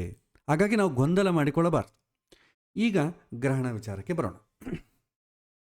ನಾವು ಗುಹ್ಯ ಭಾಷೆಯಲ್ಲಿ ಹೊಡೆದ್ರೆ, ದರ್ಶನ ಭಾಷೆ ಗೊತ್ತಿದೆ, ಗ್ರಹಣ ಯಾಕೆ ಬರುತ್ತೆ, ಯಾವಾಗ ಬರುತ್ತೆ, ಎಷ್ಟು ಗಂಟೆಯಿಂದ ಎಷ್ಟು ಗಂಟೆ ತನಕ, ಆವಾಗ ಏನು ಮಾಡಬೇಕು, ಅದೆಲ್ಲ ದರ್ಶನ ಭಾಷೆ. ನಾವು ಸ್ವಲ್ಪ ಶಾಸ್ತ್ರದಲ್ಲಿ ಗ್ರಹಣದ ಬಗ್ಗೆ ಏನು ಹೇಳಿದ್ದಾರೆ ಅಂತಂದಾಗ, ಬೃಹತ್ ಸಂಹಿತದಲ್ಲಿ ಈ ರೀತಿ ಹೇಳುತ್ತೆ. ಗ್ರಹಣ ಸಮಯದಿಂದ ಪ್ರಕೃತಿ ವಿಕೋಪಗಳನ್ನು ತಿಳ್ಕೊಳ್ಬೋದು. ನಾವೆಲ್ಲ ಪ್ರಕೃತಿ ಮೇಲೆ ಆಧಾರ ಪಟ್ಟಿದ್ದೀವಲ್ಲ. ನನಗೆ ವ್ಯಕ್ತಿಗತವಾಗಿ ಏನಾದರೂ ತೊಂದರೆ ಆಯ್ತು ಅಂದ್ಕೊಳ್ಳಿ, ನನ್ನ ಜಾತಕವನ್ನು ನಾನು ನೋಡ್ಕೊಡ್ತೇನೆ. ಸಾರ್ವಜನಿಕವಾಗಿ ತೊಂದರೆ ಆಯ್ತು ಅಂದ್ಕೊಳ್ಳಿ, ಆವಾಗ ಏನು ನೋಡಬೇಕು, ಅದು ಯಾವುದು ಬೇಸ್ ಮೇಲೆ ಹೋಗುತ್ತೆ. ನಮಗೆ ಕರ್ಮ ಸಿದ್ಧಾಂತದಲ್ಲಿ ಸಂಚಿತ, ಪ್ರಾರಬ್ಧ, ಆಗಾಮಿ ಕರ್ಮ ಅಂತ ಕೇಳಿದ್ದೇವೆ. ಇದು ವೈಯಕ್ತಿಕ. ನಾವು ಹಿಂದಿನ ಜನ್ಮದಲ್ಲಿ ಒಳ್ಳೇದು ಮಾಡಿದರೆ ಒಳ್ಳೇದಾಗ್ತದೆ, ಕೆಟ್ಟದ್ದು ಮಾಡಿದ್ರೆ ಕೆಟ್ಟದಾಗ್ತದೆ.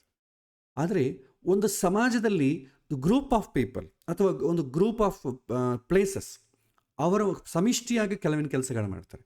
ಅದು ಯಾವ ಕರ್ಮದ ಕೆಳಗೆ ಬರುತ್ತೆ ಅಂದರೆ, ಸಮಿಷ್ಟಿ ಕರ್ಮ ಅಂತ ಒಂದಿರುತ್ತೆ, ಆ ಕರ್ಮದ ಕೆಳಗೆ ಬರುತ್ತೆ.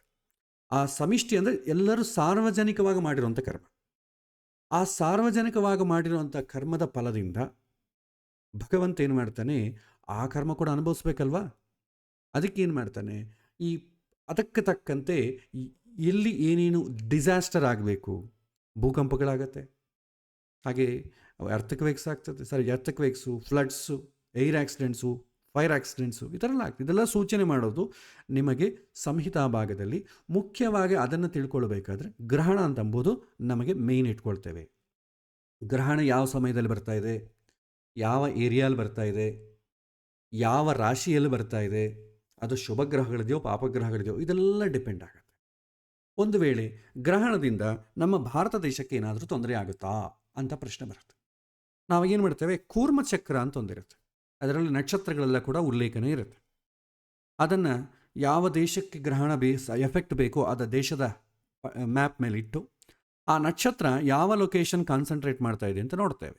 ಈಗ ಸಮಗ್ರ ನಾವು ಭಾರತ ದೇಶ ಅಂತ ಇಟ್ಟುಕೊಂಡಾಗ ಈ ರೀತಿ ನಾವು ನೋಡಿದ್ರೆ, ಈಗ ನಡೀತಾ ಇರುವಂಥ ಗ್ರಹಣ ಶತಭಿಷ ನಕ್ಷತ್ರದಲ್ಲಿ ನಡೀತಾ ಇದೆ. ಆ ಶತಭಿಷ ನಕ್ಷತ್ರ ಎಲ್ಲಿ ಬರುತ್ತೆ, ಆಲ್ಮೋಸ್ಟ್ ಅಲ್ಲಿ ನಿಮಗೆ ಈ ಜಮ್ಮು ಕಾಶ್ಮೀರ್ ಈಸ್ಟರ್ನ್ ಪಾರ್ಟಲ್ಲಿ ಬರುತ್ತೆ, ಅಂದರೆ ಚೈನಾ ಹತ್ರ ಬರುತ್ತೆ. ಇಲ್ಲಿ ಗ್ರಹಣ ಶುರುವಾಗಿದೆ. ಅಲ್ಲಿ ಆ ಗ್ರಹಣಕ್ಕೆ ತಕ್ಕಂತೆ ಆ ಏರಿಯಾಲಿ ನಮಗೆ ಎಫೆಕ್ಟ್ ಅಂತಂಬುದು ಕಾಣಿಸಿಕೊಳ್ಳುತ್ತೆ. ಮತ್ತು ಈ ಗ್ರಹಣ ಯಾವ ರಾಶಿಯಾಗಿದೆ, ಏರ್ ರಿಲೇಟೆಡ್. ಸೊ ಕುಂಭರಾಶಿಯಲ್ಲಿ ಆಗ್ತಾ ಇದೆ ತಾನೆ. ಕುಂಭರಾಶಿ ಯಾವ ತತ್ವವಾದ ರಾಶಿ, ಅಗ್ನಿತತ್ವವೋ ವಾಯುತತ್ವವೋ ಆಕಾಶ ಇದು ಬರುತ್ತದೆ. ಹಾಗಾಗಿ ಕುಂಭರಾಶಿ ನಿಮಗೆ ವಾಯುತತ್ವವಾದ ರಾಶಿ. ಸೊ ಗಾಳಿಗೆ ಸಂಬಂಧಪಟ್ಟ ಎಫೆಕ್ಟ್, ಅದು ರೋಗ ಆಗಬಹುದು, ಏರ್ ರಿಲೇಟೆಡ್ ಆಕ್ಸಿಡೆಂಟ್ಸ್ ಆಗಬಹುದು, ಪ್ರಕೃತಿ ವಿಕೋಪಗಳಾಗಬಹುದು, ವಲ್ಕನೋಸು ಅಥವಾ ಈ ಟೊರ್ನಡೋಸ್ ಈ ಥರ ಆಗ್ಬೋದು. ಅದಕ್ಕೆ ಸಂಬಂಧಪಟ್ಟದ್ದು ಸೂಚನೆ ಮಾಡ್ತದೆ. ಮತ್ತು ಶುಭ ಗ್ರಹಗಳ ಸಂಬಂಧ ಇದೆಯೋ ಇಲ್ವೋ ಅಂತ ನೋಡಬೇಕು. ಆ ಗ್ರಹ ರಾಶಿ ಏನಾದ್ರು ಸಂಬಂಧ ಇದೆಯಾ ನೋಡಬೇಕು. ಇದನ್ನು ನಾವು ಅದನ್ನು ನೋಡಿದರೆ ಆ ಎಫೆಕ್ಟು ನಮ್ಮ ದೇಶದ ಮೇಲೆ ಹೇಗಿರುತ್ತೆ ಅಂತ ಗೊತ್ತಾಗುತ್ತೆ. ಎಲ್ಲಿಯೂ ಕೂಡ ಈ ವಿಚಾರ ಜಾತಕ ಭಾಗದಲ್ಲಿ ಇಲ್ಲ. ಗ್ರಹಣ ಈ ರಾಶಿಯಲ್ಲಿ ಈ ನಕ್ಷತ್ರದಲ್ಲಿ ಬಂದವರಿಗೆ ಅವರ ಜೀವನ ಈ ರೀತಿ ಆಗುತ್ತೆ ಅಂತ ನಿಮಗೆ ಎಲ್ಲಿ ಒಂದು ಶ್ಲೋಕಪೂರ್ವಕವಾಗಿ ಒಂದು ಉಲ್ಲೇಖನೆಯೂ ಇಲ್ಲ, ಆಧಾರ ಇಲ್ಲ ಅಂತ ನಾನು ಅಷ್ಟು ಮಾತ್ರ ಹೇಳುತ್ತೇನೆ. ನಿಮಗೆ ಇದಕ್ಕೊಂದು ದೃಷ್ಟಾಂತ ಕೂಡ ಇದೆ. ಮಹಾಭಾರತ ಕಾಲದಲ್ಲಿ ಯುದ್ಧದಲ್ಲಿ 18 ದಿನ ಯುದ್ಧ ಆಯಿತು. ಆ 18 ದಿನ ಅಂತರದಲ್ಲಿ 2 ಗ್ರಹಣ ಬಂತು. ಒಂದು ಚಂದ್ರಗ್ರಹಣ, ಒಂದು ಸೂರ್ಯಗ್ರಹಣ ಬಂತು. ಆವಾಗ ವ್ಯಾಸರ ಉಲ್ಲೇಖನ ಮಾಡ್ತಾರೆ, ನೀವು ಗ್ರಹಣಗಳು ಬರೋದರಿಂದ ಜನಾಂಗ ಹತ್ಯೆ ಆಗ್ತದೆ, ಅಪಾರವಾದಂಥ ಜನನಷ್ಟ ಆಗ್ತದೆ ಅಂತ ಹೇಳಿದರು. ಸೊ 18 ಅಕ್ಷೋಹಿಣಿ ಸೈನ್ಯ, ಎಷ್ಟೋ ಜನ, ಅಪಾರವಾದಂಥ ಜನಾಂಗ ಹತ್ಯೆ ಆಯಿತು, ಎಷ್ಟೋ ಕುಟುಂಬಗಳು ಹಾಳಾಯಿತು. ಯಾಕೆಂದರೆ ಪ್ರಕೃತಿ, ಸಮಾಜ ಇವುಗಳ ಬಗ್ಗೆ ಹೇಳುವಂಥದ್ದು. ಅದು ನಮಗೆ ವ್ಯಾಸರು ಉಲ್ಲೇಖನೆ ಮಾಡ್ತಾರೆ, ಭಾಗವತದಲ್ಲಿ ಕೂಡ ಕೆಲವಿನ ಕಡೆ ಬರುತ್ತೆ. ಆಮೇಲೆ ಈ ಎಫೆಕ್ಟ್ ನಮ್ಮ ದೇಶಕ್ಕೆ ಹೇಗಾಗುತ್ತೆ ಅಂತಂಬೋದು ಮುಖ್ಯ. ಆವಾಗ ಏನು ಮಾಡ್ತೇವೆ, ನಮ್ಮ ದೇಶದ ಜಾತಕ ಇಟ್ಕೊಳ್ತೇವೆ. ನಮ್ಮ ದೇಶ ಯಾವಾಗ ಹುಟ್ಟಿತು, ನಾವು ಪರಿಪಾಲನೆ ಶುರುವಾಗಿದ್ದು August 15, 1947, 00 ನ್ಯೂ ಡೆಲ್ಲಿ.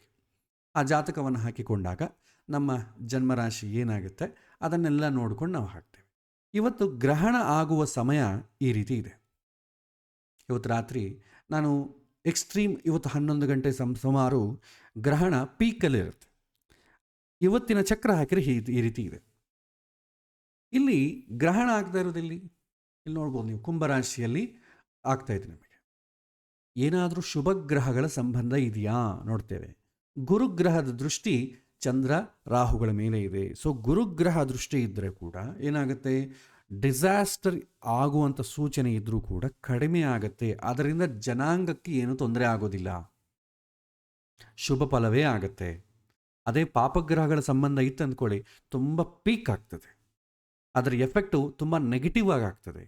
ಸೊ ನಾವು ನೋಡಬೇಕಾದಿಷ್ಟೇ, ಗ್ರಹಣಕ್ಕೆ ಸಂಬಂಧಪಟ್ಟ ಮನೆಗಳ ಮೇಲೆ, ಚಂದ್ರನ ಮೇಲೆ ಆಗಲಿ ಸೂರ್ಯನ ಮೇಲೆ ಆಗಲಿ ಶುಭ ಗ್ರಹಗಳ ಸಂಬಂಧ ಇದೆಯಾ ಅಂತ ನೋಡ್ತೇವೆ.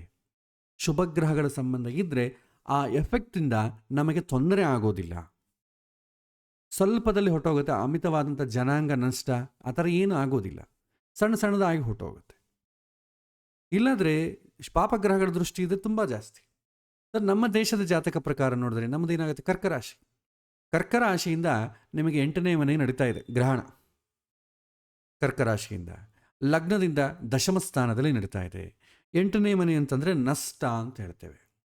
ಸೊ ನಷ್ಟ, ಸೊ ಫಿನಾನ್ಷಿಯಲಿ ವೈಸ್ ಆಗಲಿ ಅಥವಾ ಬೇರೆ ವೈಸ್ ನಷ್ಟ ಆಗಲಿಕ್ಕೆ ಅವಕಾಶ ಉಂಟು.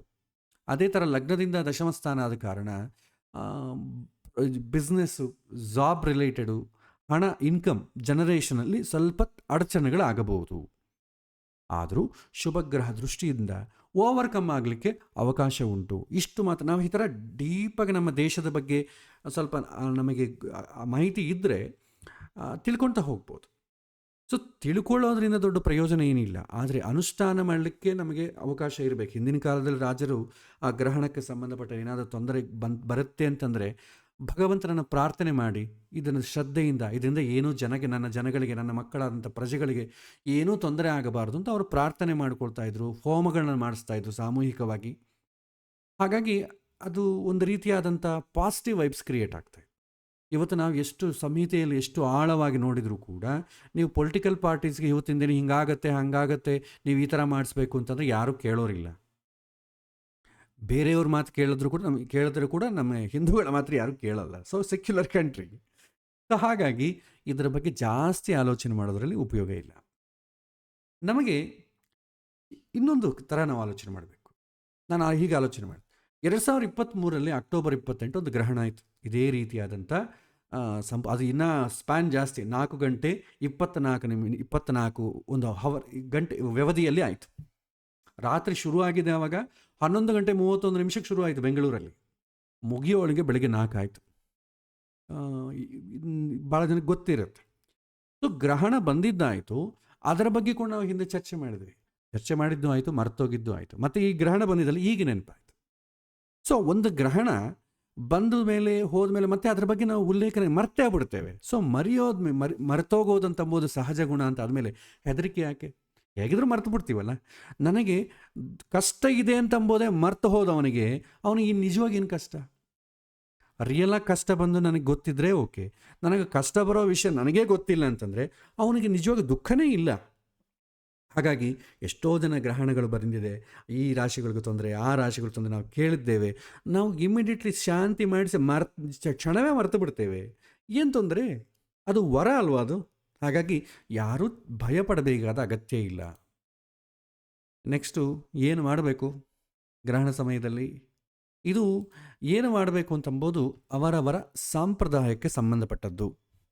ಒಂದೇನಂತಂದರೆ, ಯಾವುದೇ ಮಾಡಿ ಯಾಕೆ ಮಾಡ್ತಾ ಇದ್ದೀವಿ ಅಂತ ತಿಳ್ಕೊಂಡು ಮಾಡಿದ್ರೆ ಒಳ್ಳೆಯದು. ಯಾಕೆ ಇಂಡಿವಿಜುವಲ್ ಆಗಿ ಏನಾದರೂ ಮಾಡೋಂಗಿದ್ರೆ ಯಾಕೆ ಮಾಡ್ತಾ ಇದ್ದೀವಿ ಅಂತ ತಿಳ್ಕೊಂಡು ಮಾಡಿ. ಒಂದು ವೇಳೆ ಅದು ಇಂಡಿವಿಜುವಲ್ಗೆ ಸಂಬಂಧಪಟ್ಟದ್ದಲ್ಲ, ಸಾರ್ವಜನಿಕ ಸಂಬಂಧಪಟ್ಟದ್ದು ಅಂತಂದರೆ ಸಾಧ್ಯವಾದಷ್ಟು ತಿಳ್ಕೊಳ್ಳೋದೇ ಇರೋದು ಉತ್ತಮ. ಯಾಕೆಂದರೆ ನೀವು ತಿಳ್ಕೊಂಡು ಕೂಡ ಮಾಡುವಂಥದ್ದೇನೂ ಇಲ್ಲ, ಅದರಿಂದ ಇನ್ನೂ ಅನಾಹುತ ಆಗ್ತದೆ. ನನಗಾದಂಥ ಒಂದು ಎಕ್ಸ್ಪೀರಿಯನ್ಸ್ ಹೇಳ್ತೆ. ಒಂದು ಮದುವೆ, ಹಿಂದೆ ಯಾರಾದರೂ ಮದುವೆ ಕರೆದರೆ ಹೋಗ್ತಾಯಿತ್ತು, ವಿಶೇಷ ಹೋಗಿ ಅಲ್ಲಿ ಬಂದು ಬಳಗ ಎಲ್ಲವನ್ನು ಮಾತಾಡಿಸಿಕೊಂಡು ಎಲ್ಲ ಬರ್ತಾಯಿತ್ತು. ತುಂಬ ಖುಷಿಯಾದಂಥ ವಿಚಾರ. ಆಮೇಲೆ ಜ್ಯೋತಿಷ್ಯದಲ್ಲಿ ಪಾಠ ಹೇಳಿದ ನಂತರ ಏನಾಯಿತು, ಮದುವೆ ಯಾಕೆ, ಮದುವೆಯಲ್ಲಿ ಮಂತ್ರಗಳು ಹೇಳ್ತಾರಲ್ಲ ಅದರ ಉದ್ದೇಶ ಏನು, ಅದೆಲ್ಲ ಸ್ವಲ್ಪ ಡೀಪಾಗಿ ತಿಳ್ಕೊಳ್ಬೇಕು ಅಂತ ಒಂದು ಕುತೂಹಲ ಹುಟ್ಟಿತು. ತಿಳಿದು ಮಾಡೋಣ. ಹಾಗಾಗಿ ಆ ಮದುವೆ ಯಾಕೆ ಮಾಡ್ತಾರೆ, ಆ ಮದುವೆಯಲ್ಲಿ ಪೌರೋಹಿತರು ಹೇಳುವಂಥ ಮಂತ್ರಗಳಿಗೆ ಅರ್ಥ ಏನು ಅಂತ ತಿಳ್ಕೊಂಡ ಮೇಲೆ ಮದುವೆಗೆ ಹೋದ ಈಗ ಏನಾದರೂ ಪಾರ್ಟಿಸಿಪೇಟ್ ಮಾಡಿದರೆ ದುಃಖ ಆಗ್ತದೆ. ಯಾಕೆಂತಂದರೆ ಆ ಮದುವೆ ಮಂತ್ರಗಳ ಅರ್ಥ ಗೊತ್ತಿದೆ. ಆ ಅರ್ಥ ಆ ಅರ್ಥಕ್ಕೂ ಅಲ್ಲಿ ನಮ್ಮ ವ್ಯವಹಾರಕ್ಕೂ ಸಂಬಂಧವೇ ಇರೋದಿಲ್ಲ. ಆ ಕನ್ಯಾದಾನ ಮುಹೂರ್ತದಲ್ಲಿ ಆ ಮಂತ್ರಗಳು ಹೇಳ್ತಾರೆ, ಇಂತಿಂಥವ್ರ ಮಗ, ಇಂತಿಂಥವರ ಮೊಮ್ಮಗ, ಅವನು ಇಂತಿಂಥವರ ಮೊಮ್ಮಗ್ಗೆ, ಅವ್ರ ಮಗ್ಗೆ ನಾವು ಕೊಟ್ಟು ಭಗವಂತನ ಸಾಕ್ಷಿಯಾಗಿ ದೊಡ್ಡವರೆಲ್ಲ ಕೂಡ ಸೇರಿ ಮಾಡ್ತಾ ಇದ್ದಾರೆ. ನಾನು ಸಂಕ್ಷಿಪ್ತವಾಗಿ ಹೇಳ್ತಾ ಇದ್ದೆ. ಈ ಥರ ಬರುತ್ತೆ. ರಿಯಾಲಿಟಿಯಲ್ಲಿ ನೋಡಿದ್ರೆ ಅವ್ರು ಆಲ್ರೆಡಿ ಫಿಕ್ಸ್ ಮಾಡಿಕೊಂಡು ಲವ್ ಮಾಡಿಕೊಂಡು ಒಬ್ಬರನ್ನೊಬ್ಬರಿಗೆ ಇಷ್ಟಪಟ್ಟೇ ಮಾಡ್ಕೊಳ್ಳೋದು. ಅಲ್ಲಿ ತಂದೆ ತಾಯಿಗಳ ಕಾಂಟ್ರಿಬ್ಯೂಷನ್ ಏನೂ ಇಲ್ಲ, ಇವ್ರದೇ ಕಾಂಟ್ರಿಬ್ಯೂಷನ್. ಕೆಲವೊಮ್ಮೆ ಆ ಲಾಜಾ ಹೋಮ ಅಂತ ಮಾಡ್ತಾರೆ, 16 ಜನ ದೇವತೆಗಳನ್ನ ಆವಾಹನ ಮಾಡಿ ಮದುವೆ ಮಾಡ್ತಾರೆ. ಸೊ ಇವರು ಅಗ್ನಿಸಾಕ್ಷಿಯಾಗಿ ಮದುವೆ ಮಾಡಿಕೊಂಡು ಇನ್ನು ಮೇಲೆ ಇವರು ಒಬ್ಬರೊಬ್ಬರು ಕೈ ಪಾಣಿಗ್ರಹಣವನ್ನು ಮಾಡ್ಕೊಂಡು ಹೋಗ್ತಾರೆ. ಅದಕ್ಕಿಂತ ಮುಂಚೆ ಎಂಗೇಜ್ಮೆಂಟ್ ಸಮಯದಲ್ಲೇ ಗಾಂಧರ್ವ ವಿವಾಹ ಹಾಗೆ ರಿಂಗ್ ಎಕ್ಸ್ಚೇಂಜ್ ಮಾಡಿಕೊಂಡು ಒಂದ್ಸಲ ಎಂಗೇಜ್ಮೆಂಟ್ ಆಯ್ತಂದರೆ ಅವ್ರ ಗಂಡ ಹೆಂಡತಿ ಇದ್ದಾಗ ಇವರು ನಡಿಬೋದು ಅಂತ ಅರ್ಥ. ಇವತ್ತು ಮದುವೆಗೆ ಮುಂಚೆನೇ ಎಲ್ಲ ಇಂಟರ್ ಕೋರ್ಸ್ಗಳು ಕೂಡ ನಡೆದೋಗ್ತಾ ಇದೆ. ಸೊ ಅಲ್ಲಿ ಆ ಮಂತ್ರಗಳ ಅರ್ಥಕ್ಕೂ ಅಲ್ಲಿ ಅವರು ಬಿಹೇವ್ ಮಾಡೋದಕ್ಕೂ ಗಜಗಜಾಂತರ ಡಿಫ್ರೆನ್ಸ್ ಆಗುತ್ತೆ. ಏನಾಗುತ್ತೆ, ಕನ್ಫ್ಯೂಸ್ ಆಗ್ತೀವಿ ನಾವು. ಗೊತ್ತಿದ್ದ ಮೇಲೆ ಕನ್ಫ್ಯೂಸ್ ಆಗ್ತದೆ, ಒಂಥರ ಬಾಧೆ ಆಗ್ತದೆ. ಅದಕ್ಕೆ ಏನು ಮಾಡ್ತೀನಿ, ಮದುವೆಗಳು ಹೋಗೋದು ಕಡಿಮೆ ಮಾಡಿಬಿಟ್ಟಿದ್ದೀನಿ ಈಗ. ಒಂದು ವೇಳೆ ತುಂಬ ಆಬ್ಲಿಗೇಷನ್ ಹೋಗಬೇಕಾದ್ರೆ ಕೂಡ ಇಂಪಾರ್ಟೆಂಟ್ ಆದ ಜೀರಿಗೆ ಬೆಲ್ಲ ಸಮಯಕ್ಕೆ ಹೋಗಿ ಭಗವಂತನ ನೆನೆಸ್ಕೊಂಡು ಆಶೀರ್ವಾದ ಮಾಡಿ ಬಂದು ಬೇರೆ ಏನೋ ನೋಡ್ಕೋತಾ ಇರ್ತಾರೆ, ಮದುವೆ ನೋಡೋದೇ ಇಲ್ಲ. ಇನ್ನು ನಮಗೆ ಅನುಕೂಲ ಫೋಟೋಗ್ರಾಫರ್ಸು, ವೀಡಿಯೋ ಇವರೆಲ್ಲ ತುಂಬ ಅನುಕೂಲ ಮಾಡ್ತಾರೆ. ಹಿಂದೆ ಬೈಕೊಳ್ತಿದ್ದೆ, ಎಲ್ಲ ಇವರೇ ಅಡ್ಡ ನಿಂತು ಬಿಡ್ತಾರಪ್ಪ ಮದುವೆ ಕಾಣಲಾರ್ದೆ. ಇವತ್ತು ಒಳ್ಳೇದು, ಅವರು ನಮಗೆ ಕಾಣಲಾರ್ದೆ ನೋಡೋದು ತುಂಬ ಒಳ್ಳೇದು ಅಂತ ಅನ್ಸುತ್ತೆ. ಜಾಸ್ತಿ ತಿಳ್ಕೊಂಡಾಗ, ಅದು ಮಾಡದೇ ಇದ್ದಾಗ ವಂಚನೆ ಆಗ್ತದೆ. ಹಾಗಾಗಿ ನಾನು ಹೇಳ್ತೀನಿ, ನಿಮ್ಮ ಮನೆತನದ ಸಂಪ್ರದಾಯ ಏನು ಬರ್ತಾ ಇದೆ, ದರ್ಶನ ಭಾಷೆ ಇದ್ದಂಗೆ ನೋಡಿ, ಅದನ್ನು ಮಾಡಿ ಯಥಾಶಕ್ತಿ ಮಾಡಿ.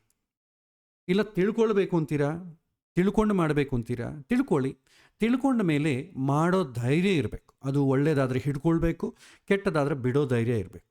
ಈ ಧೈರ್ಯ ಇದ್ರೇ ತಿಳ್ಕೊಳ್ಬೇಕು, ಇಲ್ಲಾಂದರೆ ತಿಳ್ಕೊಳ್ಳಿಕ್ಕೆ ಹೋಗಬಾರ್ದು. ಎಲ್ಲರನ್ನು ಫಾಲೋ ಆದಂಗೆ ನಾವು ಫಾಲೋ ಹೋಗೋಣ. ಆದರೆ ಸರಿ ಹಾಗೆ ಮಾಡೋಣ, ಮತ್ತು ಇದೆಲ್ಲ ಯಾಕೆ ಅಂದರೆ ಅದಕ್ಕೊಂದು ಇದಿದೆ. ಯಾವುದೇ ಆಗಲಿ ಫಲ ಬರಬೇಕು ಅಂದರೆ ತಿಳ್ಕೊಂಡೇ ಮಾಡಬೇಕು. ತಿಳ್ಕೊಂಡು ಮಾಡದೇ ಇದ್ದರೆ ಫಲ ಬರೋದಿಲ್ಲ. 3 ಥರ ವಿದ್ಯಾರ್ಥಿಗಳಿರ್ತಾರೆ. ಟೀಚರ್ ಪಾಠ ಹೇಳ್ತಾನೆ, ಒಬ್ಬ ವಿದ್ಯಾರ್ಥಿ ಚೆನ್ನಾಗಿ ಅರ್ಥ ಮಾಡಿಕೊಂಡು ಅವನ ಶೈಲಿಯಲ್ಲಿ ಅವನು ಎಕ್ಸಾಮಿನೇಷನ್ ಪ್ರೆಸೆಂಟ್ ಮಾಡ್ತಾನೆ. ಇನ್ನೊಬ್ಬ ವಿದ್ಯಾರ್ಥಿ ಇರ್ತಾನೆ, ಅವನಿಗೆ ಅರ್ಥ ಆಗಿರೋದಿಲ್ಲ, ಆದರೆ ಟೀಚರ್ ಹೇಳಿದ ಆ್ಯಸ್ ಇಟ್ ಈಸ್ ಪ್ರೆಸೆಂಟ್ ಮಾಡ್ತಾನೆ, ಅವನು ಪಾಸ್ ಆಗೋತಾನೆ. 3ನೇದೊಬ್ಬನು ಇರ್ತಾನೆ, ಅವನಿಗೆ ಅರ್ಥ ಆಗೋದೇ ಇಲ್ಲ, ಅವನು ಪ್ರೆಸೆಂಟು ಮಾಡೋದಿಲ್ಲ, ಹಾಗಾಗಿ ಅವನು ಪಾಸ್ ಆಗೋದಿಲ್ಲ.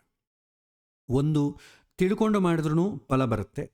ಒಂದು ವೇಳೆ ನಮಗೆ ಗೊತ್ತಾಗಲಿಲ್ಲ, ಆದರೆ ಅವ್ರು ಹೇಳ್ತಾ ಇದ್ದಾರೆ ಅದರ ಪ್ರಕಾರ ಆ್ಯಸ್ ಇಟ್ ಈಸ್ ನಂಬಿಕೆ ಇಟ್ಟು ಮಾಡಬೇಕು. ವಿಶ್ವಾಸದಿಂದ ಟೀಚರ್ ಹೇಳಿದ್ದಾನೆ ಇದು ಕರೆಕ್ಟಾಗೇ ಇದೆ ಅಂತ ನಂಬೋದು. ಹಾಗೆ ನಮ್ಮ ಹಿಂದಿನ ಸಂಪ್ರದಾಯ ಬರ್ತಾ ಇದೆ, ಇದು ಖಂಡಿತ ಇದ್ರ ಮೇಲೆ ನಂಬಿಕೆ ಇದೆ, ನನಗೆ ಯಾವ ರೀತಿಯಾದಂಥ ಕನ್ಫ್ಯೂಷನ್ ಇಲ್ಲ ಅಂತ ಮಾಡಿದ್ರೂ ಫಲ ಬರುತ್ತೆ. ಇಲ್ಲ ಅದು ಮಾಡಬೇಕೋ ಬೇಡವೋ ಕನ್ಫ್ಯೂಸ್ ಇಟ್ಕೊಂಡು ಮಾಡಿದ್ರೆ ಏನಾಗುತ್ತೋ ಮಾಡದಿದ್ರೆ ಏನಾಗುತ್ತೋ, ಆದರೆ ಯಾಕೆ ಬಿಡಬೇಕು, ಎಲ್ಲರೂ ಮಾಡ್ತಾಯಿದ್ರೆ ಮಾಡಿಬಿಡೋಣ, ನಂಬಿಕೆ ಇಲ್ಲದ್ರೂ ಮಾಡೋದು. ನಂಬಿಕೆ ಇದ್ದು ಅದರ ಅರ್ಥ ಗೊತ್ತಿಲ್ಲದ್ರೂ ಮಾಡಿದ್ರೂ ಫಲ ಬರುತ್ತೆ. ನಂಬಿಕೆ ಇಲ್ಲದೆ ಮಾಡಿದರೆ ಅದರಿಂದ ಅನಾಹುತ ಜಾಸ್ತಿ ಆಗುತ್ತೆ. ಹಾಗಾಗಿ ಹಿಂದಿನವರು ಏನು ಮಾಡಿದ್ದಾರೆ ಅದು ಕರೆಕ್ಟಾಗಿ ಮಾಡಿದ್ದಾರೆ ಅಂತ ನಂಬಿ ಮಾಡೋದೊಂದು ಪಂಥ, ಇಲ್ಲ ತಿಳ್ಕೊಂಡು ಮಾಡೋದೊಂದು ಪಂಥ. ಇದು ಎರಡರಲ್ಲೂ ನಿಮಗೆ ಅನುಕೂಲ ಆಗ್ತದೆ. ಹಾಗಾಗಿ ಗ್ರಹಣ ವಿಚಾರದಲ್ಲಿ ಜಾಸ್ತಿ ಕನ್ಫ್ಯೂಷನ್ ಅಂತ ಇಟ್ಕೋಬೇಡಿ. ಭಾಳಷ್ಟು ಏನಂತಂದರೆ ನಮ್ಮ ಹಿಂದಿನ ಆಚರಣೆಗಳು ಸಾಂಪ್ರದಾಯಗಳು ಅವರೆಲ್ಲ ಕೂಡ ಯಾವುದಕ್ಕಾಗಿ ಮಾಡಿದ್ದಂತೂ ಗೊತ್ತಿದ್ದು ಮಾಡ್ತಿದ್ರು. ಮಧ್ಯದಲ್ಲಿ 2-3 ಲಿಂಕ್ ಏನಾಯಿತು, ಯಾವುದಕ್ಕಾಗಿ ಮಾಡ್ತಾ ಇದ್ದೇವೋ ಗೊತ್ತಿಲ್ಲದೆ ಮಾಡೋದು ಶುರುವಾಯಿತು. ಹಾಗಾಗಿ ಏನು ಮಾಡಬೇಕು? ಲೈಫ್ ಸ್ಟೈಲ್ ಚೇಂಜ್ ಮಾಡ್ಕೊಳ್ಳಿ. ಪ್ರಕೃತಿಯಲ್ಲಿ ನಾವೇಲೆ ಆಧಾರ ಪಟ್ಟಿದ್ದೇವೆ. ಇದು ಪ್ರಕೃತಿಗೆ ಸಂಬಂಧಪಟ್ಟದ್ದು, ವೈಯಕ್ತಿಕವಾಗಿ ಸಂಬಂಧಪಟ್ಟದ್ದಲ್ಲ. ಭಾಳ ಜನ ಇದಕ್ಕೆ ಹೋಮ ಮಾಡಿಸಿ ಏನು ಪ್ರಸಾದ ಕೊಡ್ತೀರಿ ಅಂತ ದೇವಸ್ಥಾನ, ನಾನು ಮಠದಲ್ಲಿ ಕೆಲಸ ಮಾಡ್ತಿದ್ದೆ ಹಿಂದೆ. ಏನು ಪ್ರಸಾದ ಕೊಡ್ತೀರಿ, ನಾವು ಚೀಟಿ ಮಾಡಿಸಿದ್ದೇವೆ, ಗ್ರಹಣ ಮಾಡಿಸಿ ಬಂದೆ, ನಮ್ಮ ಹೆಸರಿಗೆ ಮಾಡಿಸಿದ್ದೇವೆ, ಪ್ರಸಾದ ಕೊಳ್ಳೇ ಇಲ್ಲ.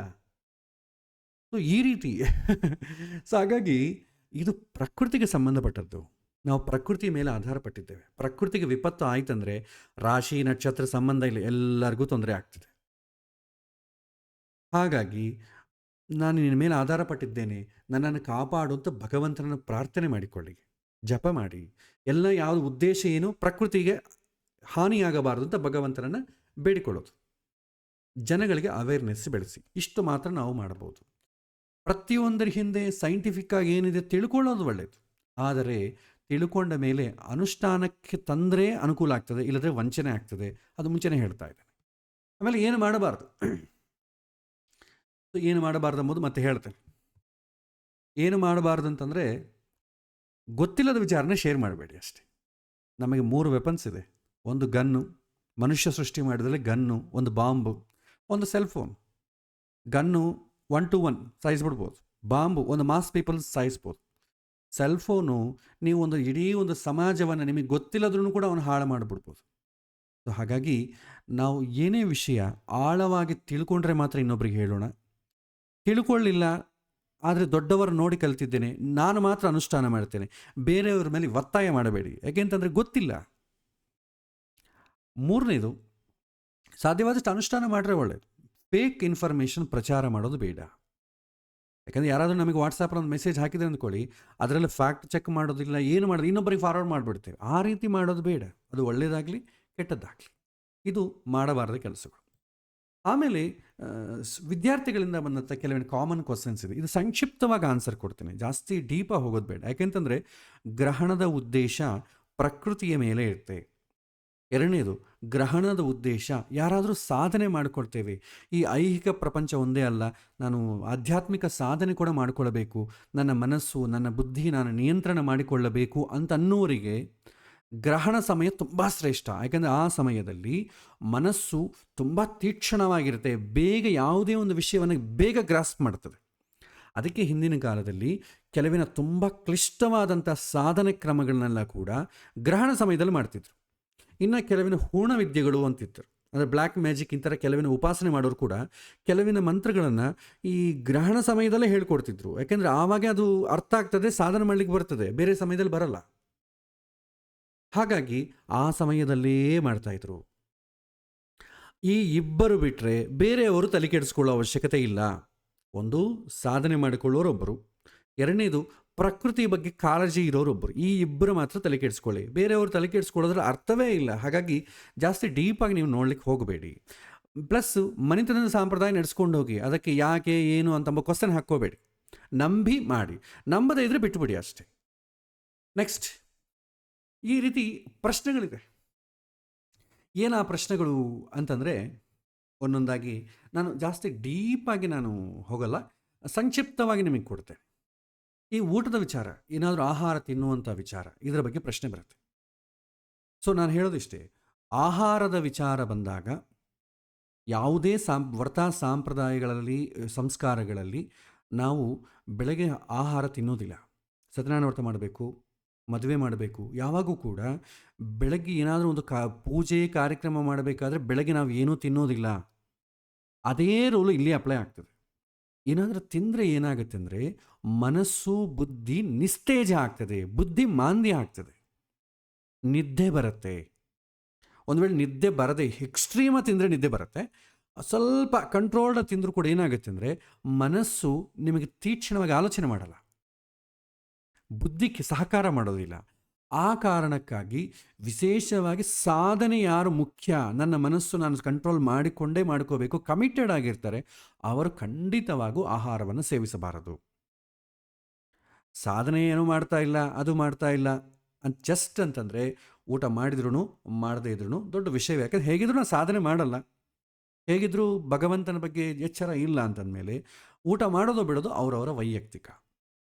ಸೊ ದರ್ಶನ ಭಾಷೆಯಲ್ಲಿ ಏನು ಹೇಳ್ತಾರೆ ಅಂತಂದರೆ, ಕಣ್ಣಿಗೆ ಕಾಣುವಂಥ ದೊಡ್ಡವರ ಆಚಾರ ಹೇಳುವಾಗ ಅವ್ರು ಏನು ಮಾಡ್ತಾರೆ ಅದು ಮಾಡಿ. ಗ್ರಹಣ ಸಮಯದಲ್ಲಿ ತಿನ್ನಬಾರದು, ಅದು ಖಂಡಿತ ಖಚಿತ. ಯಾರು ತಿನ್ನಬಾರದು? ಸಾಧನೆ ಮಾಡಿಕೊಳ್ಳೋರು ತಿನ್ನಬಾರದು. ಇದು ಭಗವಂತನನ್ನು ಪ್ರಾರ್ಥನೆ ಮಾಡಿಕೊಳ್ಳೋರು ತಿನ್ನಬಾರದು. ಉಳಿದವರಿಗೆ ಇದರ ಅವಶ್ಯಕತೆ ಇಲ್ಲ.